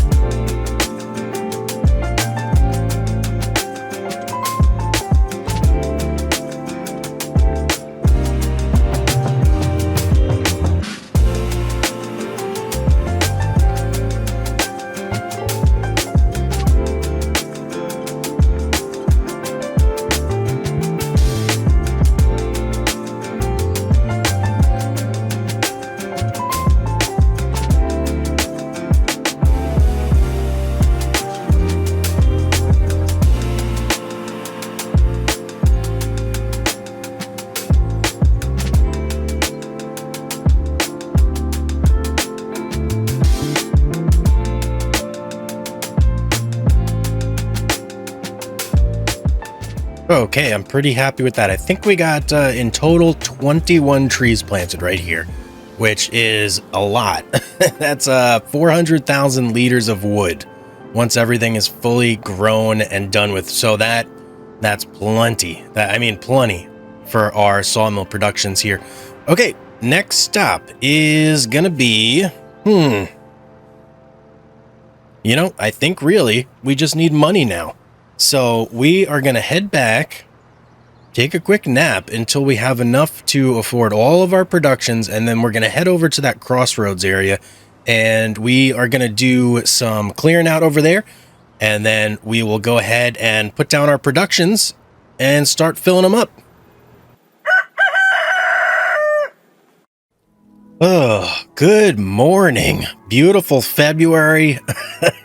A lot of money in the bank. Look at that, 1.4 million. Quite a bit of time has passed. Now, we did, unfortunately, basically run all of our productions like dry. All of our sawmills are empty. Paper factory, empty. The only thing we got left now is our carpentry and our cooper that are basically good to go. But we got the money, right? That's the whole reason we got those buildings producing in the first place. So, right off the bat, let's do this. Let's get the 2 properties that we need. And I do believe, if I've done my math correctly here, we should have just enough money to get everything accomplished that we're looking to do here. So, 1 and 2. Okay, guys, it is official. We now own this entire top right corner of the map. Everything here is ours. All of our expansion will have to be now into other areas of the map, which we really have yet to like set any foot in. I mean, aside from driving around and selling stuff, we haven't done anything anywhere else. So yeah, that is a thing now. Now, what we got to do next is head on over here and start clearing out these areas. This is our target location right here. And I want carpentry, cooper, and woodcutter. Hopefully. I don't know. We'll see. That may be maybe more than we can actually accomplish, but I'm going to try it. So let's head over there and let's check out the area and see exactly what we got to do in order to get this all set up and running.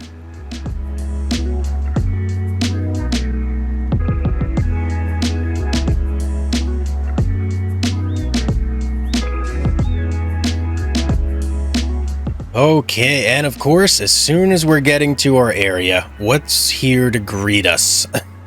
The snow, of course. Of course, the snow.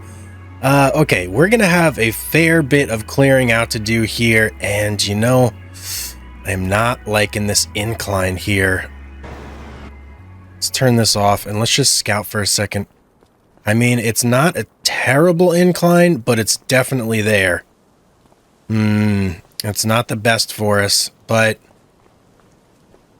it's not the worst either. So here's what I'm going to do. I'm going to start clearing a spot out right here.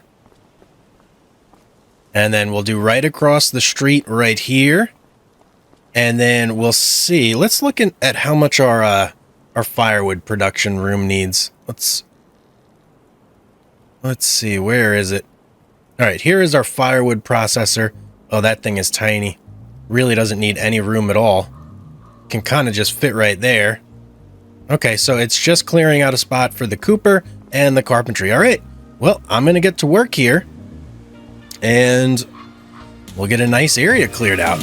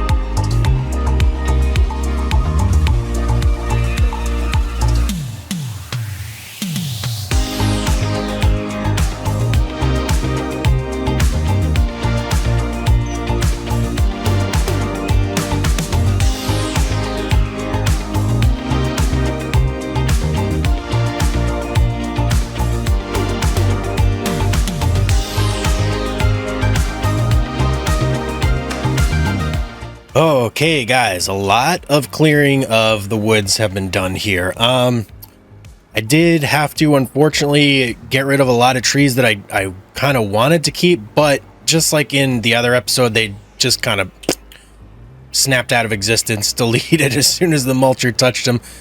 I tried to push as many trees just off to the side, like usable trees, as I could, And anything super small, I just went through and completely mulched it. I mean, you know, you can't make an omelet without cracking a couple eggs, right? So they're gone.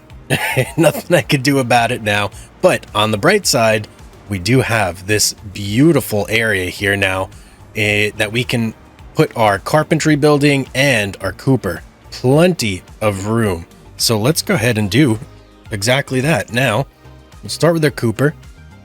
Should fit beautifully right over there. Perfect. Kind of cuts into the road a tiny bit. I'm all right with that though. It's not too bad. Okay, let's get our carpentry down over here. And that should be good right there. Okay, so, you know, a little smoothing is going to need to be done before that looks really good. Hang on one second here. I don't know. Not too happy with that. So let's do some softening. Right there. There we go. Yeah, it's melting the snow as we soften, but that's okay. We need that softened. Okay, I think that is much better. Now let's go over here and take a look at this one.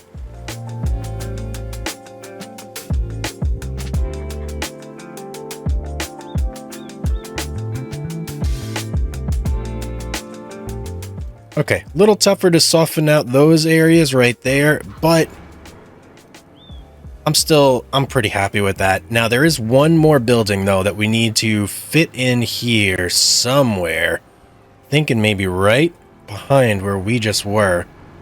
Let's go into our productions here and we need to, there we go, this guy right here. Let's see. I mean, it looks like it'll fit right there. No, I'm not really liking that area, to be honest. I think I need to get rid of like one or two more trees over in this direction. So let's do that real quick.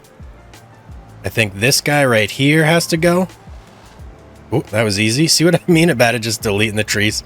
It's like, it's kind of crazy. That one didn't delete, so we'll be able to push, well, never mind. It pretty much deleted for the most part.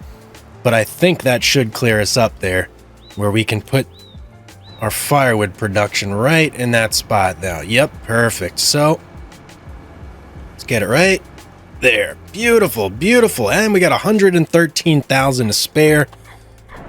Let's pop over here and just, oh man, some of these areas. Okay, I'm not going to worry about it. I'm not going to worry about it. It's not like it's, you know, this is like a raw production area right here. So if there's some uneven spots, it's not the end of the world.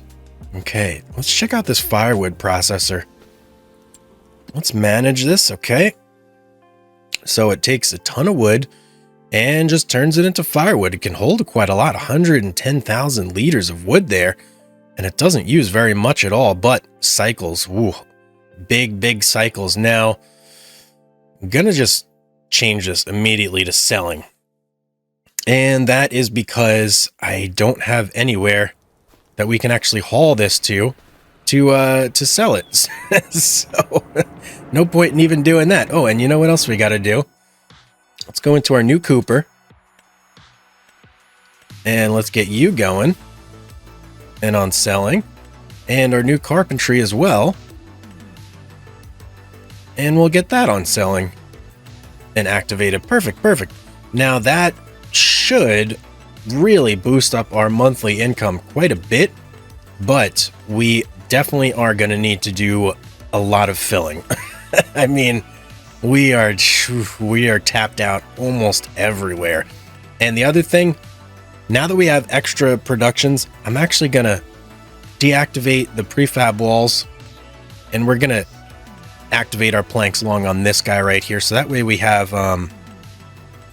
that's so odd how the planks and the planks long are in different spots on these two. But now we're going to have double the plank production to make sure that we're able to feed the double productions that require it now. So yeah, guys, whoo, big day here. Absolutely big day. My goodness, it's so loud over here. Let me get over here. We have a couple things we really need to focus on here if we're going to make this work. We need to refill essentially all of our productions because we tapped out everything. Every single thing was tapped out. It was kind of crazy, really, if you think about it. But, I mean, it had to be done, right? There was no other way to do it because we needed all that money. And why can't I use the crane on this thing? What is going on here? There we go. Yep, had to be done. So yeah, today, I mean, we got to refill every single production. It's gonna be a production. Let me say that, to refill all of our productions. But I think once we do that, we'll really be able to kick it up a notch because with everything new that we purchased in the last episode, it should up our money generating potential like a lot. Right? So I'm really looking forward to that. And I think it's going to be a great episode, guys. This is going to be one half of our goal basically done once this is over. And then really we just have to focus on making tons and tons of money. Can we get this in here? Come on. Whoa. Whoa, that was magic. Did you guys see that? Just transported right through the tree there. I don't think that's supposed to happen.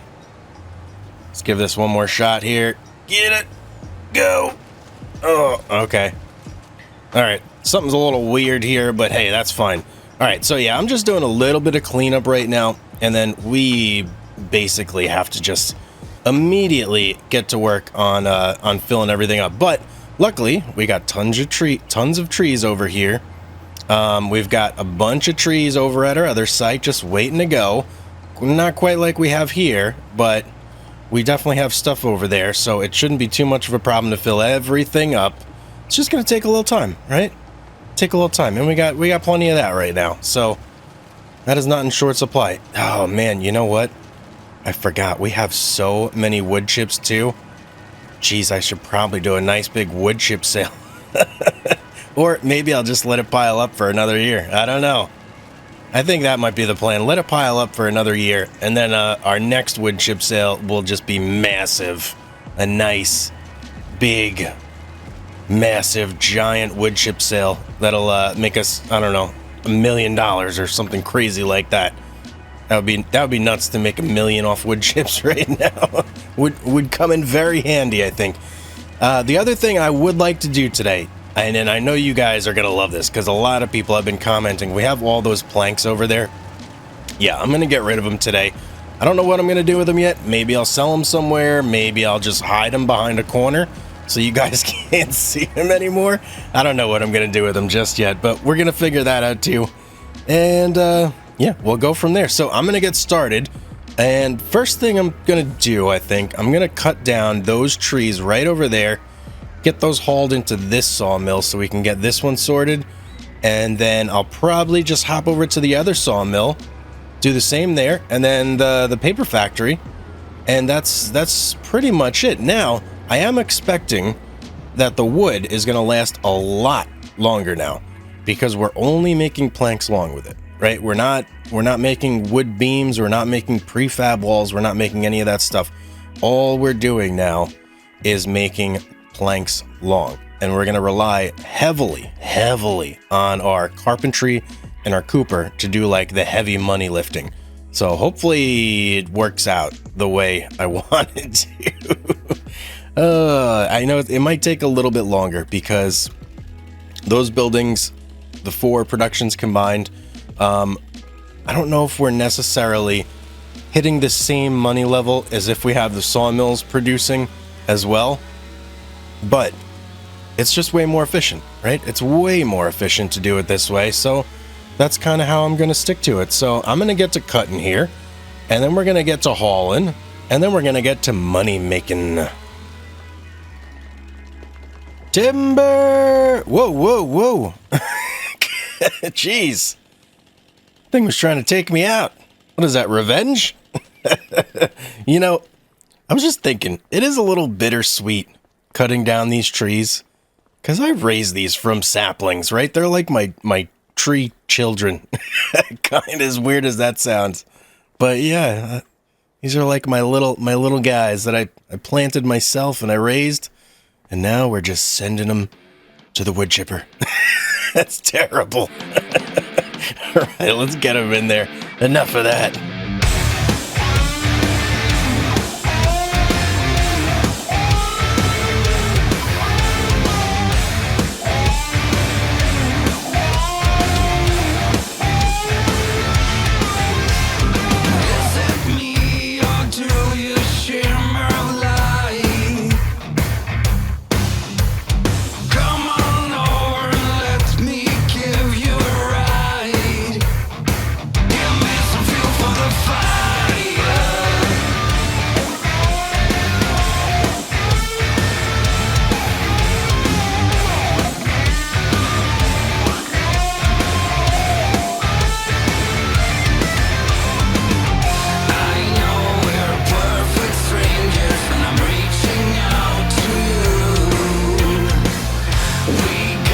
Okay, that is the last of our trees, but I think I can fit one more in here.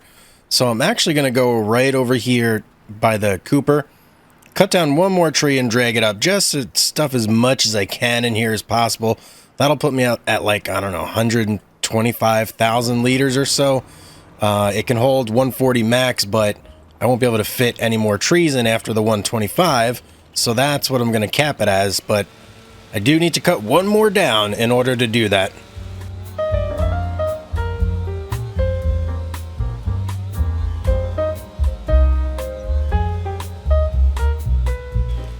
And there she goes, the mighty oak.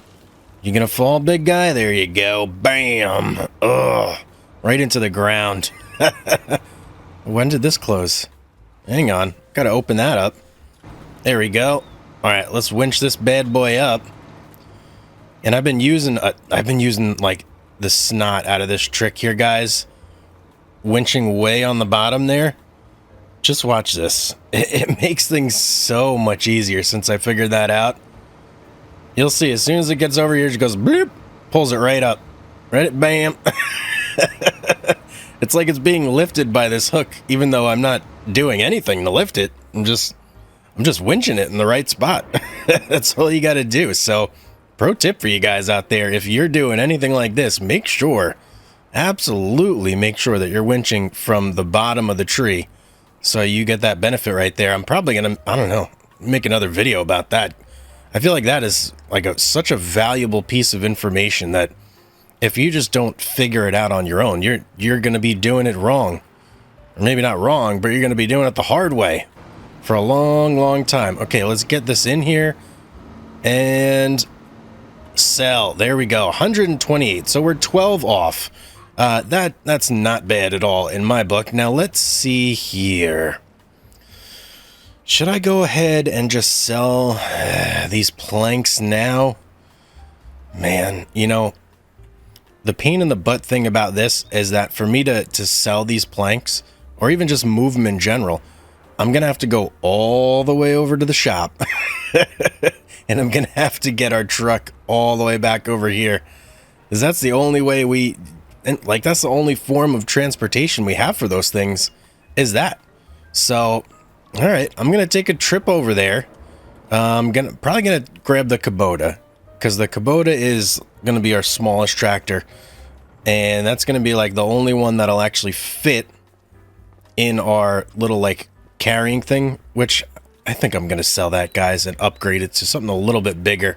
Something that we could fit the John Deere on now that we got that. So, all right, that's the plan. I'm going to head over to the shop, and we'll pick up our truck, and we'll bring it on back here. Okay, we made it over with the Kubota, and there's our long-lost truck. We've missed you, truck. We missed you big time. I'm going to pull up this trailer over into the service area over here, because, yeah, it is time for an upgrade in this department. Spin it in. That'll work. Get in there. Now, before I actually sell it, I think it would be prudent here. Well, let's turn this off. Don't want to leave you on. I think it would be prudent to pick out a new one first. Don't you think? Make sure it's something that we can use. So I think it'll be under flatbeds. No, there's a specific one I have in mind. It's probably under low loaders. I'm thinking that this guy looks a lot better. Now it's $31,000, so it's more money. That's for sure. But I think this will give us the chance to pull like much bigger equipment. And if we are doing a lot of work over in other like forestry properties that are away from the sawmill, we're definitely going to need a way to haul a bunch of stuff over there. So I think this might be our best option. I'm going to go ahead and buy it. 30,000. It's not like we don't got the money. All right, we got it. Now we can go ahead and sell our other thing there. Now let's just look real quick. Oh yeah, that's much better than this like dinky little trailer over here. Let's go ahead and get rid of this thing. Let's see how much we even get for it. Sell. Okay. Hey, 5,700 bucks. That's actually not bad. I was expecting less than that for some reason. All right, so now the other question, I didn't think about this, guys. Can we haul that trailer with this truck? I hope we can. Let's back up to it and let's see here. This is, I don't know. Ooh, I don't know. Oh, we can. Oh, beautiful, beautiful. And it's got the axle that'll turn in the front. That's exactly what we needed, guys. All right, I'm going to pull it up here. How do we lower this thing? Unfold? What's happening here? Why did it just forced me into that like camera mode there? Okay, I guess it has like an unload mode. And it doesn't let you do third person from it for whatever reason. Let's get our Kubota on there. And this may be big enough to even fit our John Deere tractor. I think it will, guys. Oh, I think it definitely. Okay, we're getting a little close to the edge there on that side. Let's be a little more mindful here. Shut you down. Strap you up. Don't want you flying off in the middle of transport. There we go. Now, all right, we're good to go. We're good to go. Let's haul this guy back and let's get the rest of our chores done. I think I'm going to take the scenic route back. We'll go this way through the country. All right, we made it back safe and sound in one piece. We saw the sights, we saw the scenery. Everything was beautiful and just as I imagined it. Now, I actually, as I was driving back here, I kind of realized this low loader is actually exactly what we needed. Serves a dual purpose here because we... Oh, let me lock this. Hang on. Must be straight. Okay. Yeah, this thing serves a dual purpose, guys, because not only is it great at hauling vehicles, but it's also great at hauling goods. So we're gonna... Yeah, this thing is not cooperating right now. We're gonna use it to haul these planks to wherever they gotta go. So 2-for-1 special there.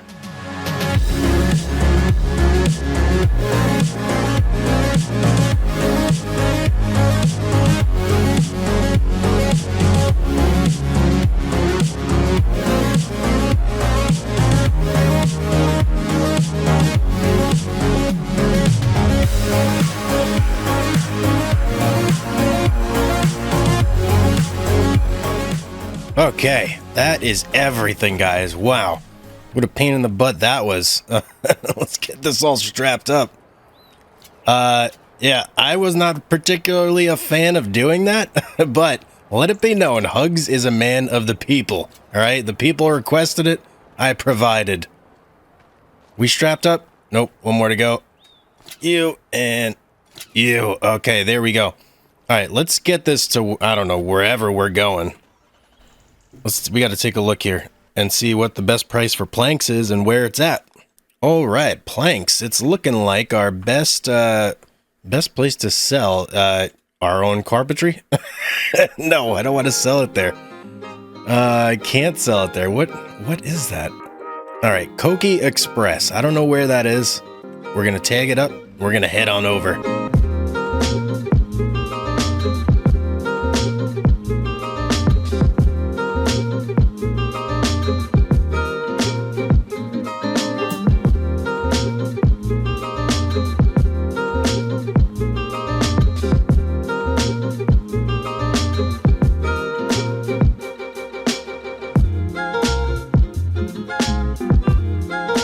All right, here's Koki Express. Now, I think we just got to get over here. And it should sell everything for us. We do have to unfasten. And we want to unfasten on here as well. Yep, there we go. Hey, whoa, not bad. 54,000 in planks? That's pretty good. I'll take that all day long, man. That paid for a trailer. Okay, sweet. Let's get back.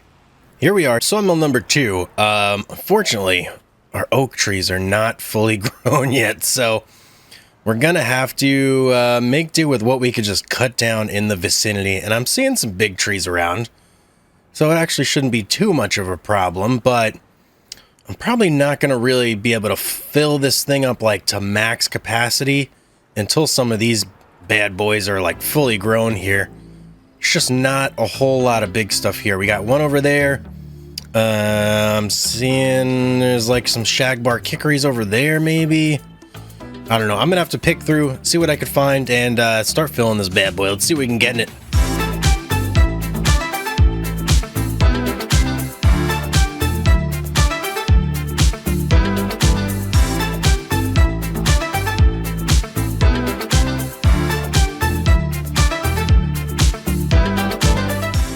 Timber! Okay, slow going over here, guys. When you don't have the big wood, you just things slow down tremendously. This actually brings me back to my days of the Lumberjacks Saga Season 1, cutting down Scotch pines. Oh man, doing it with an axe all by hand. Woo! Thinking back on that, man, it's brutal. I don't know how I ever did that, to be honest. All right, we're a couple more trees away. How much do we officially have in here? Let's take a look. All right, so we have 39,000. I'm going to get it to 50,000, and then I'm going to call this one good. So that should probably be, yeah, both these shagbar kickeries combined should get us there. And then, you know, the one I'm really not looking forward to is actually the paper factory, because it's got that small opening that just makes it super difficult to get like things in there. So, I mean, this one is a pain in the butt, but it's actually not that bad compared to that. So, yeah, after we're done here, we're going to have to head over there and make some magic happen. It's going to be an adventure, but we'll get it done. We'll get it done. Okay, 52,000. I'm going to call that good. Now, our paper factory should actually be like right up the hill over here. So let's just drive up there with this with this new John Deere tractor. That's right. We've only had this for not that long. I mean, 1.5 hours on it. So it's like brand new. All right, where are you, paper factory? I know you're around here somewhere. There it is. All right, let me just apologize ahead of time now, because this place is freaking loud, man. I mean, I'm like way up here and I can already kind of hear it. I'm just going to stay way up in the clouds where it's nice and quiet. Okay. All right. At least we have some bigger trees over here. So we have some options. We got one over there, that one over there, couple over yonder. All right. Well, it's just going to be, I mean, it's just going to be a sesh, right? Just a little grind sesh to get this filled up. But the nice thing about this is once the paper factory is filled up, it's filled up for a long time. So we don't really have to worry about it too much. We just got to get it done. All right, I'm gonna start, guys. I'm gonna start hauling trees in here.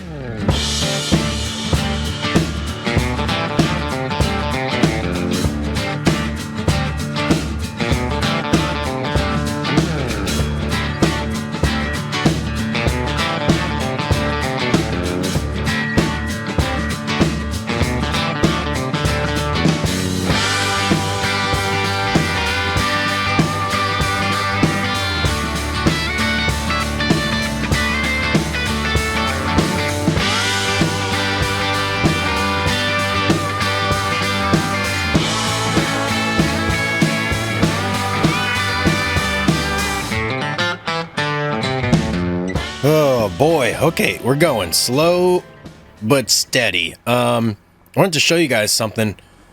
So if you've ever been out there in the woods, right, and you get a tree like this, and it's amongst a whole bunch of other trees like this, and sometimes it can be hard to actually get it out, right? It'll get tangled up in that tree or some other tree nearby. Now this one, we're actually quite fortunate. It's standing straight up for us, which is beautiful. And I'm going to show you like my favorite way of popping it out. Because if, like, let's say I attach the winch and I just slowly try and winch it in, it's going to fall that way and it's going to get tangled in all these trees over here, and it's going to be unmovable, and I'll have to cut those all down, and it'll be a big production. But if I do it this way, it just pops right out. Let me show you. I keep the winch on like a nice long leash, and I back up, and then I just get a nice head start, and pulls it right out. Ooh, I actually thought I was going to get stuck there for a second, and I was going to have to eat my words, but no, worked perfectly. Yep, pulls it right out, and now we got this nice, big, thick tree that we can drag right into our paper factory here. And, yeah, I mean, we're getting close, guys. We're getting close to having this filled. It's always like a big grind to do this guy, just simply because of, oh my God, it's just because of the area. Hang on. Get me out of here. Jeez. It's so loud over there. Oh, man. They need to come up with a mod or something just to mute that. Whew. Okay, couple more trees and we're about done. And then yeah, we'll have to figure out what we're gonna do next.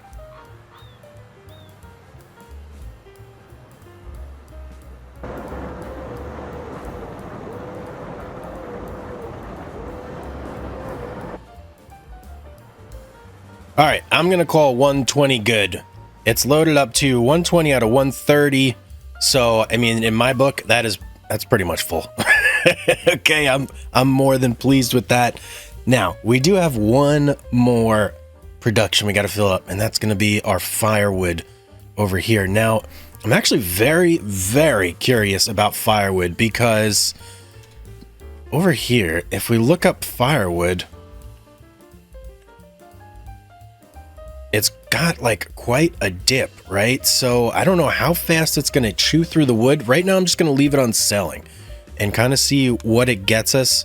Yeah, I don't know. It's going to be a weird one. We're just going to have to experiment with it. So that's our last production. I got to find the road. I don't know where the road is. I'm pretty sure it's somewhere over here. And we're going to head over there, fill up our final production, and then we are hopefully gonna make millions of dollars off of all this work that we just did here. Hopefully. Fingers crossed. We'll see. All right, managed to find the road again. Not quite where I wanted to find the road. I kind of went around that big hill with the pond next. It's such a beautiful spot right there. Someone had suggested that I make like a little cabin on that little lake, and man, that sounds like an awesome idea. I may have to look into doing that before this is all said and done. Because, yeah, that would be like a nice little vacation home for us away from the mobile home that we've been living in for Season 1 and Season 2 now. Jeez, you think we would have upgraded by this point, but nope, not us. All right, let's look. What do we got here? Any big trees on the ground that I could see right off the bat? One or two over there. But other than that, not really. All right, I'm going to start cutting. You know, let's do like one or two together here and kind of get a feel for like how you even fill up this fire thing, because this is Japanese Zelkova looking real weird there. This is like the first time that we are actually filling this thing, so let's go right. I think that's the spot right there, pretty sure. Let's see. Sell wood. No. Where's the spot then? Oh, it's got to be over there. Okay. Ah, tricky. See, this is why we do these things. So we can all learn together. Let's get this maneuvered over here, and then I think we'll be good. Potentially. If I can drive. I'm losing it here, guys. Cutting down too many trees. Let's try that. Hopefully, I don't know how big the area is that it actually needs to get into, so hopefully that does it. Yeah, there we go. Okay, only about, I don't know, 100 more of those. We'll be, you know, actually, I say that, but I feel like I can get this to fall right on that if I play my cards right here. Let's see. Moment of truth here. Did he do it? No. Whoa. Dude. The heck, man? That's not where I wanted you to fall at all. You're supposed to go that way. Well, it's on our tractor now. Hopefully not too stuck. Let's see if I can't just jiggle it over. Yeah, there we go.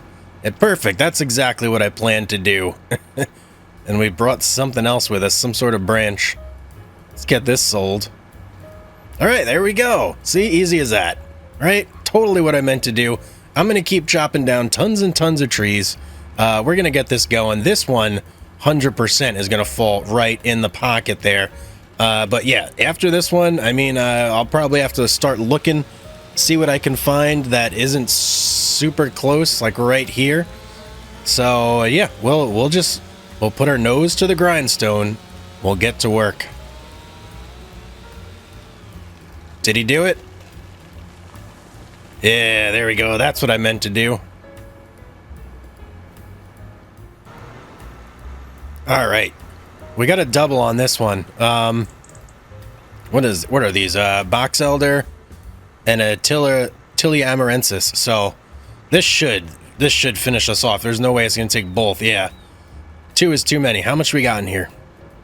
103. Wow, 103, guys. That man, if you really think about it, so we filled up 2 sawmills, paper factory, and this firewood production. So what? We hauled like 400, maybe more, 400,000 liters of wood. Yeah, that's a lot of wood in my book. So that hopefully that really turns into a ton of money. That's the whole goal here. I want that to like manifest into lots and lots of money.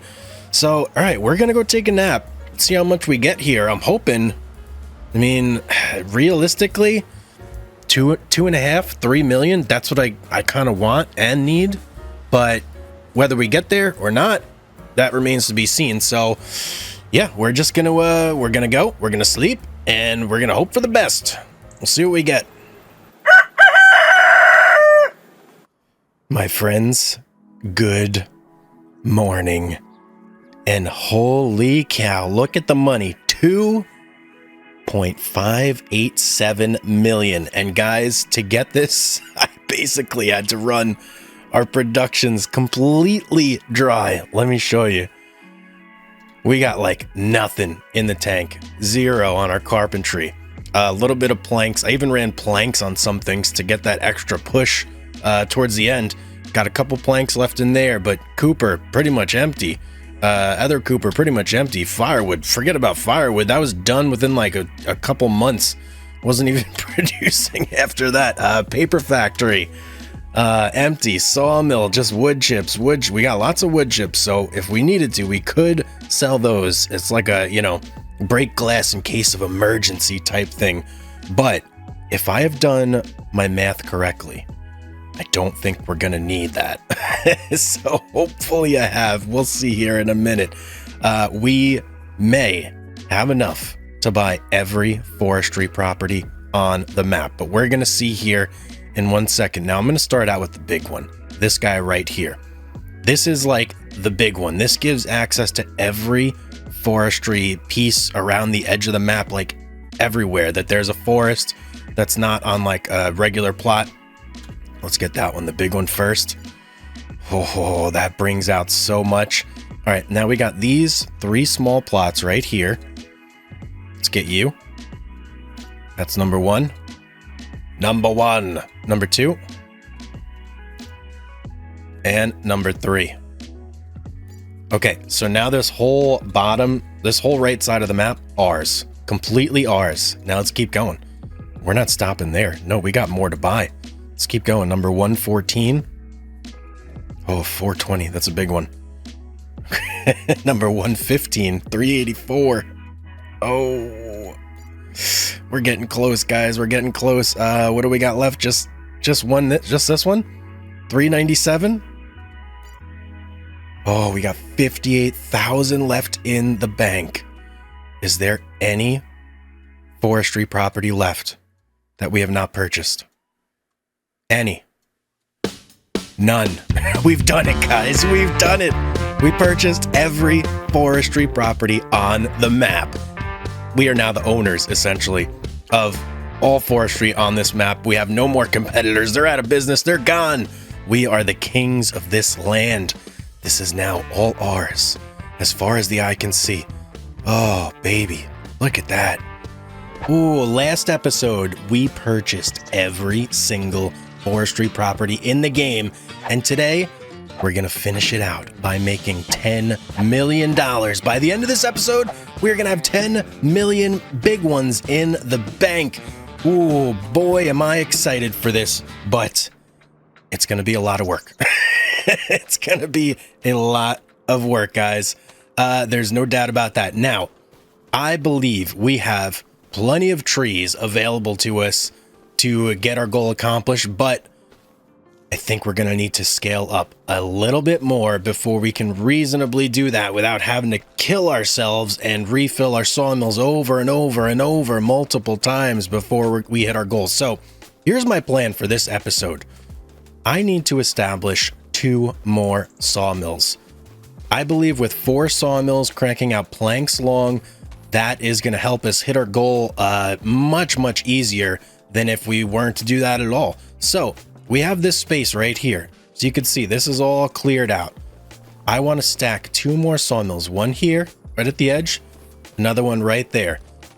I think with those 2 filled, with our main sawmill filled, our secondary sawmill filled over there, that's going to give us enough planks long production to just really get us over the hump and hopefully get it to where our productions can remain snappy, constant, and moving forward. And who knows, maybe we can even activate some wood beam action going on. I don't know. We're gonna have to see. We got a lot of wood to work with here, and by the end of today's episode, well, it's probably all gonna be burnt through and used.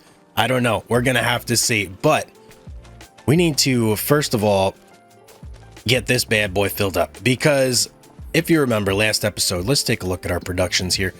We basically went through everything, every little bit of treeage that we had. We went through, we burned through it, and we got to refill everything.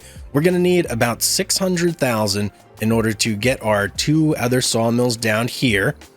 And then, then we can working towards doing our final fill, getting everything up and running. And don't forget, guys, we have a ton of wood chips available to us. Look here, just one sawmill, 71,000 wood chips, and that's not even counting all the wood chips that are stacked up outside in the production area. How about this sawmill? 62,000. Our cooper, 35,000. Our second coop, 120,000. Jeez Louise, man. We got wood chips out the wazoo. Maybe we need to redo things here and do a big wood chip sale. Let's look at wood chip prices real quick, see where we're at. Whoa, we're very close to maximum here. I think maybe next month we can go ahead and do a big old wood chip sale, and that might get us enough for our sawmills, and we won't have to burn through any wood to get our sawmills because we already have the wood chips available to us. Woo, okay. All right, here's what we're going to do. Regardless, we need to fill this sawmill and our other sawmill way over there, plus our paper factory. The firewood, I'm not going to concentrate too heavily on the firewood because when we used it last episode, it burned through the wood we put in it so fast. I really don't think that it made a dent in our money production. So yeah, we're kind of just going to leave that one by the wayside and call it a failed endeavor. But we already know our coopers, our carpentries, our paper factories, those are golden. Those are golden. Those are our main productions right now. And you know what? Maybe we'll even set up a secondary paper factory. I don't know. Those are really good money makers, and we could definitely use that to haul in some extra income. But here's what I'm going to do. I'm going to get started, and I'm mainly going to focus on these trees over here. We haven't touched these so far. They have been here for a long time. How much wood is in this thing? 24,000. Okay, it just looked bigger for some reason. I don't know why. 24,000 wood per tree over there really equals about 20,000 after we cut it down. These trees, I'm mainly going to leave to fill our sawmills over here once we get those set up. And let's just take a quick count. Let's see what we got here. How many per row? 1, 2, 3, 4, 5, 6. So 6 per row. 6, 12, 18, 24, 30. We got about 30 trees here. Give or take, maybe a little more, maybe a little less. I don't know. Over here, we got 1, 2, 3, 4, 5, 6, 12, 18. Maybe another 24 here. Probably a little bit less. I don't think each row had 6 trees in it, but we got some other trees hanging about that have tons and tons of wood for us to use. So we've got the wood, ladies and gentlemen. We have it all ready to go, and we're going to put it to good use today. So I am going to start cutting over here, filling over there. We're going to hop over to our other sawmill, do a little bit of filling over there, and then we'll see where things shake out.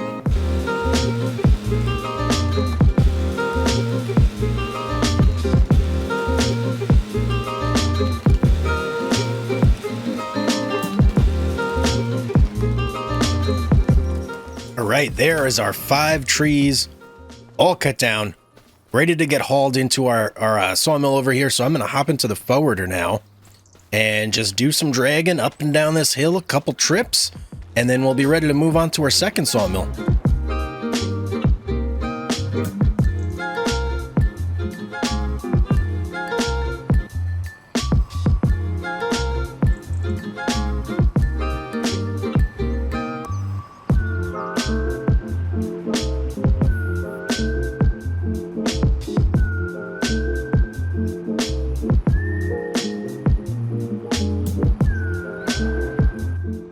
Last tree for sawmill 1 is now in. We got just under 110,000 liters of wood in there, so that's pretty good in my book.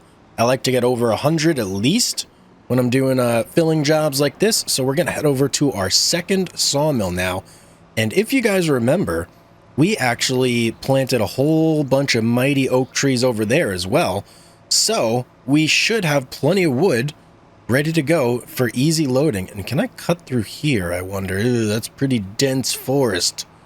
I don't know. You know what? I'm just going to play it safe. I'm going to stick to the road. Sorry, buddy. I'm going to cut across your field here. No harm, no foul. Yeah, but I'm going to take this road all the way to our other sawmill, and we'll get loading over there. Sawmill number 2. Here we are, and look at those oak trees ready to go. Oh, man, this is going to be so much easier now. Previously, we always had to, like, search and cut down trees as we found them and haul them over from, like, you know, not very close areas. But now, man, we're just ready to go. We got trees on demand, trees on tap. It's such a beautiful thing. I'm going to start cutting. We're going to get at least 5 trees cut and inside this sawmill before we move on. All right, we got our 5 trees loaded in, and I think I'm just going to winch the trees over. I'm not even going to bother, like, picking them up. Look how simple that is, guys. All I got to do is rope them up and winch them over. It takes, like, seconds. This is such a big improvement to this sawmill here compared to what we were doing. But it was all necessary because we did have to clear out all this space in order to even make room for, you know, this big grove of oak trees. Which, are you gonna get in there? Where are you going, man? Come on, get in the zone. Here we go. Tree number 2. We got 3 more to go. Right? We do have 3 more to go, I believe. 1. Yes, we do. Okay. I got worried there for a second. I thought, did I not cut them all down? No, we absolutely cut them all down. Could not make a mistake like that. Are we hauling? There we go. There we go. All right, I'm going to finish up these last 3. Get them in here. That'll put us over 100,000 on this sawmill. And then it's on to the challenging paper factory. That's going to be the one challenge.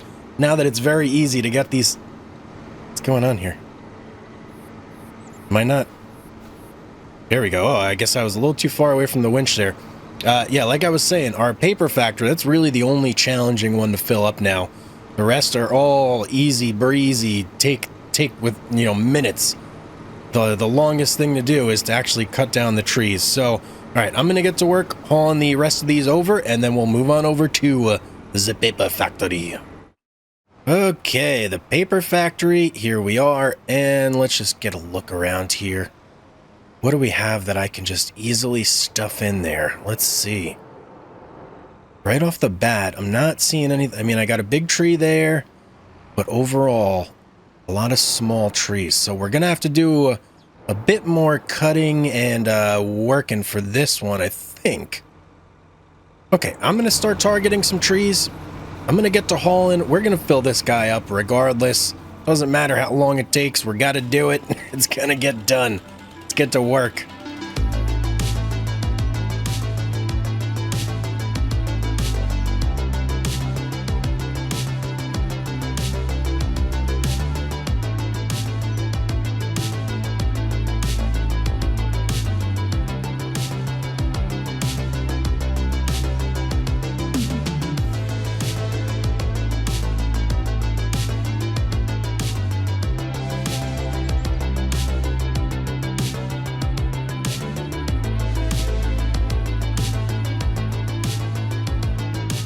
All right, that's pretty good. Paper factory is full. And, you know, I'm looking at this whole wide area we have right here, and I'm thinking to myself, why don't I do a favor to my future self and plant a whole batch load of oak trees here? Because it's inevitable that we are going to need to refill this paper factory before all is said and done. And if we have a whole boatload of oak trees fully grown right here, ready to go, that's just going to make it way, way easier on ourselves. So I'm going to go grab our planter, and we are going to plant a whole bunch of oak trees over there. Ooh, very sketchy terrain right here. Maybe I shouldn't have come this way. Ooh, I almost drove right into this pond. That would have been not very good. Okay, woo, made it out of there. I believe our planter is going to be right over here on the road. Oh, there it is, but we don't have a tractor to do anything with it. Urgh. All right, I'm going to have to go find a tractor. All right, we have the trusty John Deere over at the sawmill, so we swapped out for this bad boy, which is, geez, almost as big as our forwarder. Wow, didn't realize that. We're going to go take this and get the rest of our work accomplished with it. All right, we are back, and I'm ready to start planting. Let's do this.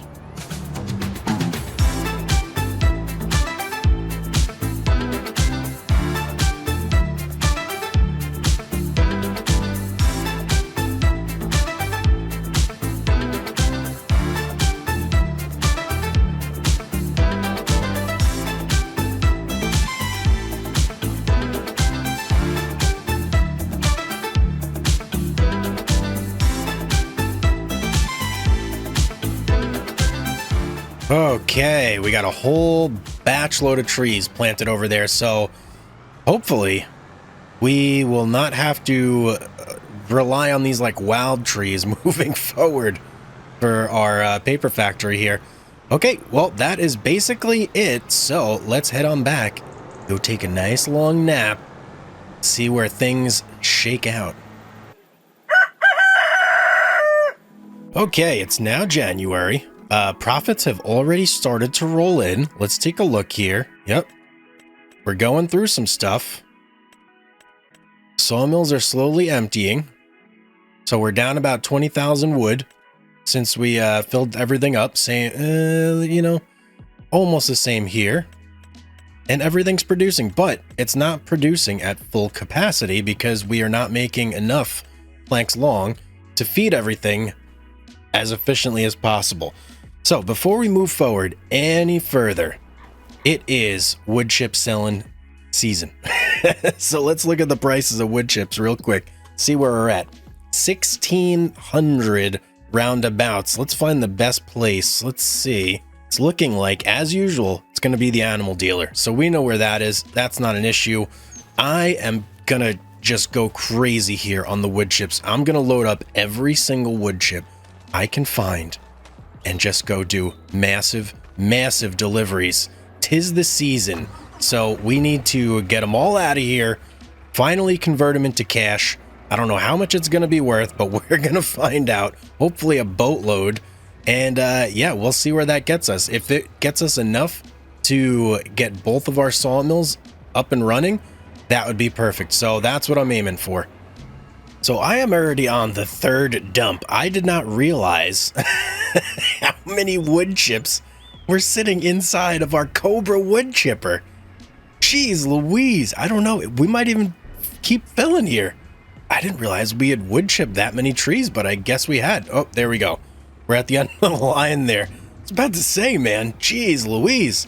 Okay, well, we're at 547 plus a little extra here. I got a lot more trips to go, though. We got tons and tons of wood chips still stored in our other areas, so I am going to keep on hauling, and we'll see what we get here at the end.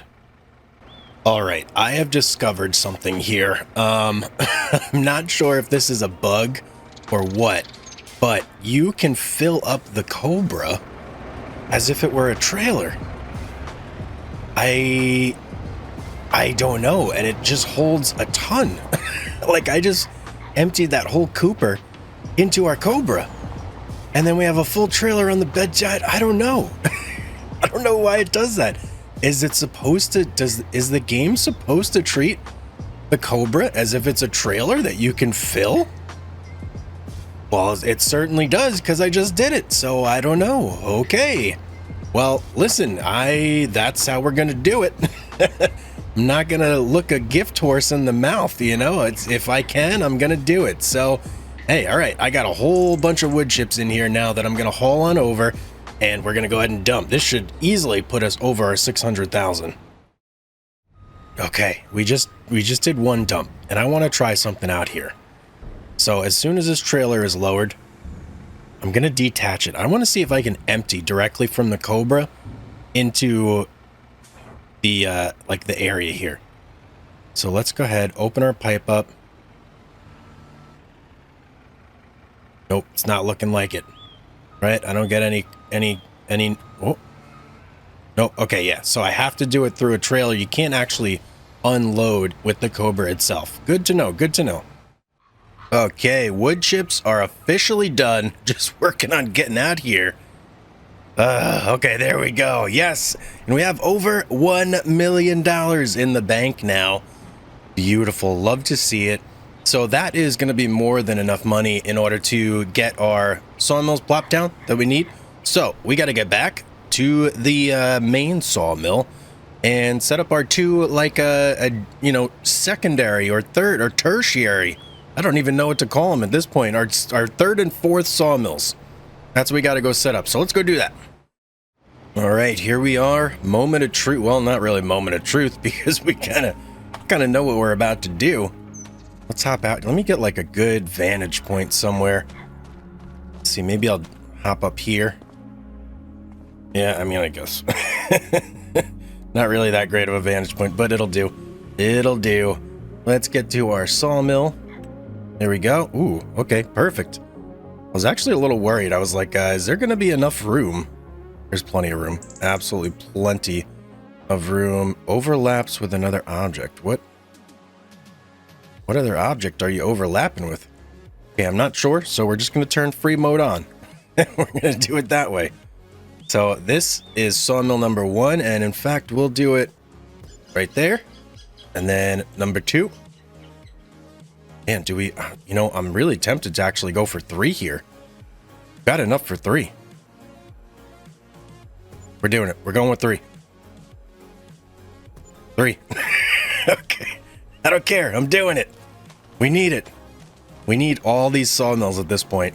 Oh boy, the amount of wood chips that is going to be coming out of here, going to be incredible. So let's quickly go through.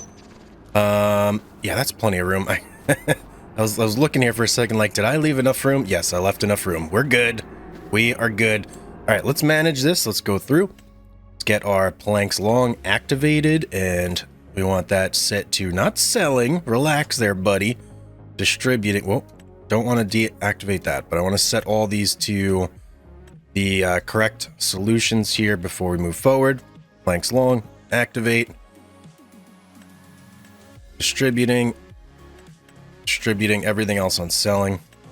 All right, we are now officially in business here. Whoa, it's got so loud. As soon as you activate that thing, the saw blades start turning. Everything starts going crazy. Okay, so we got to fill 3 of these up. Okay, I got a bunch of trees to cut down. I got a lot of business to get to here. So I'm going to get started on this. And then, yeah, we'll come back when all these are full to the brim. I basically want to fill everything up to like top level before we start our hibernation cycle here. So, all right, I'm going to get it done. Ooh, okay, so that is all 5 of our sawmills completely full here. I actually went through, I did our 3 new sawmills. I got 6 trees in each of those. And then our 2 pre-existing sawmills, I actually went back and I put 2 additional trees in each of those. So now they should be completely packed. They have like 130,000 liters of wood in each of the pre-existing ones. This one, actually, I brought the John Deere over here thinking I could use the winch on those big trees. Can't. So, yeah, I had to just push them into the zone, which was a little more work, but got it done regardless. So I'm actually going to leave the John Deere over here, and I'm just going to use like the CV as like a ferry to go in between the two, because it takes much longer to drive the John Deere over here than it does just the CV International truck. So, yep. All right, we're going to head back. We are going to take a little bit of a nap. Now, I don't know how much this first initial push is actually going to get us. I don't want to say it's not going to get us the 10 million, because there is always that possibility. But I do have to be prepared to basically go through and refill everything if the need arises in order to do that. Driving all over the road here. So yeah, that is always a distinct possibility. But let's just look real quick. Bam. Look at this massive list of productions we've got here. And do we have, all right, we already got some planks long going into there. Everything is kind of just starting out on its little journey here. All right, well, we're gonna sleep like a month or two, and then I want to check back on the progress and just see how things are moving forward, and if they're, you know, progressing nicely, if the progress is progressing. Yes. All right, so yep, let's sleep. Let's check it out. Ooh, okay, so good morning first off, and second off, quite a bit of time has passed. We got 2 million in the bank, so we did very, very well. Now let me show you our productions here. Sawmills empty, but we've actually started to create a surplus of planks long in some of our sawmills. Now, not all of them. We still have 3 that are completely drained on wood and planks long, but if we look at our carpentries and our coopers, they are stuffed to the brim with planks long, man. They're gonna be able to operate for quite some time, essentially. Now, we do have to go through and do a quick refill. Oh my goodness. Yeah, quick refill on all of our sawmills here. And actually, cutting down the trees takes the longest amount of time on these like projects here.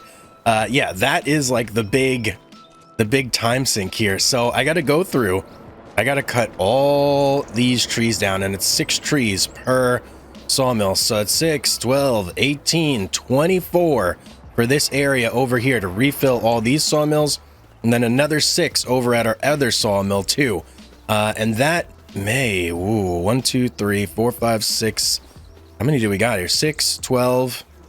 Well, we've still got a good amount of trees here, so I'm not worried about this particular run through, but there may hit a point where we are running low on wood. Hopefully that's not the case, but we'll see. I'm going to start cutting and refilling everything, and then we will get back to money making. Okay, guys, so a ton of work was just done. Oh boy, a whole lot of work. So as you can see, I cut down a ton of trees from over here, stuffed them into this sawmill, and I also came here and I stuffed all these sawmills full of trees. And as a bonus, actually went through and I cut down every single oak tree that was over here. I didn't quite do all those over there, but I did start. It looks like we got like 2 down. I also went over to the paper factory, did a little refill over there. So the oak trees that we planted on the paper factory land weren't quite grown yet. So it was a bit of a pain because I had to go around, look for more trees again, stuff them in there. But we got everything back up to capacity. And it took a long time. You know, the longest part of this whole process, guys, just cutting down the trees. It takes so long to cut down an oak tree. Yeah, you multiply that by like 50 or 60. It's crazy. It takes a long time. But we're filled up, back to capacity, ready to go. Oh, man. I think we're close, guys. I think we're getting very close, if I have to be honest. With the amount of planks long that we have stacked up and the amount that I just added to add to our planks long production, I think we're getting super close. I don't know, but we're going to find out here shortly. All right, we're going to do this. Let's see what happens. Okay, guys, some more time has passed, and I'm actually just going to do a quick refill on the paper factory, because out of all our sawmills and everything, that's the only one that's completely empty. It's actually quite curious. So the way the sawmills seem to be operating is it does not pull from every sawmill at the same rate. It seems like the ones on top distribute their planks long first, and then the ones on the bottom seem to just be stockpiling theirs. So I'm not going to refill any sawmills again until they're all completely distributed and emptied out, because otherwise we're going to get like some major imbalances going, and it's going to be weird. So the only thing I'm refilling right now is the paper factory, and great news is our trees are grown. I've got some chopped down ready to go. I just had to grab the forwarder to actually get them in. So that's our next step, and then we can go ahead and keep going. Okay, paper factory is full, heading back now. I'm ready for a big push here, guys. I think that we are just going to go until we're completely empty and see where it gets us. If it gets us the 10, awesome. If it doesn't, we'll keep going. But it's time for a big push here. Good morning, and guys, we have done it. Look at the money, 10,152,728. Oh my goodness, guys. You don't even know the amount of work I put in. So between the last time you saw it, between now, I did have to fill one more time completely, and just look at our field here. Completely devoid of trees. Where we once had a lush oak garden, it is now completely empty. We used every single tree. We almost used every single tree over here too. We have 4 left, maybe 5. Oh boy. And guys, I actually discovered something that I did not know. So we were pushing our coopers so hard that they filled up with wood chips completely. And I don't know if you know this, but when a cooper fills up with wood chips, yeah, it stops producing. I didn't know what was going on, because all of a sudden the monthly production dropped like tremendously. I was like, whoa. And then finally I looked at my cooper and they were completely full with wood chips. So I had to go take the Cobra, pick up wood chips, 400,000 liters of wood chips to be exact, and I had to go and sell those. So as much as it was a pain in the butt, it did bring in a tidy profit, about, I want to say like $600,000 or so, but all the rest came from our productions, our wood, our cooper, our carpentry, our paper factory. MVP over there. My goodness, guys. Whoa. What a journey. Remember, we came here with our CV International truck and our... Where are you, Kubota? Get over here. It's around here somewhere, but we came with our CV truck and our Kubota skid steer. I'm getting delirious, guys. This has been days of recording and doing this. It's absolutely insane, but we finally achieved our goal of owning every forestry property on the map and having 10 million in the bank. Unbelievable. Where do we go from here? Guys, leave in the comments down below. Do you want to see me keep playing this map, keep going along, or would you rather see a season 3 in a whole new location? And there are some really good maps out there that we can consider if that is the case. So please leave it in the comments down below. Let me know your thoughts. But guys, thank you so much for coming on the ride with me and having this experience. This was so different from season 1. You would think the productions would make it easier, but no, I don't think it did at all. I think it made it slightly harder, in fact, because you did all the work to fill them up, but you don't get the instant gratification of the money right away. You have to wait for it. So it made things difficult, but I can only think of the millions of liters of trees that we've gone through here, between the oaks, between our initial clear out of here, our clear out of there, our clear out in the forest, our plants. It just goes on and on. But guys, it was a ton of fun. I hope you enjoyed it. If you did, don't forget to drop a like. Make sure you're subscribed so you don't miss any of our videos that are coming out in the future. As always, have yourself a beautiful day, and I will see you on the next one.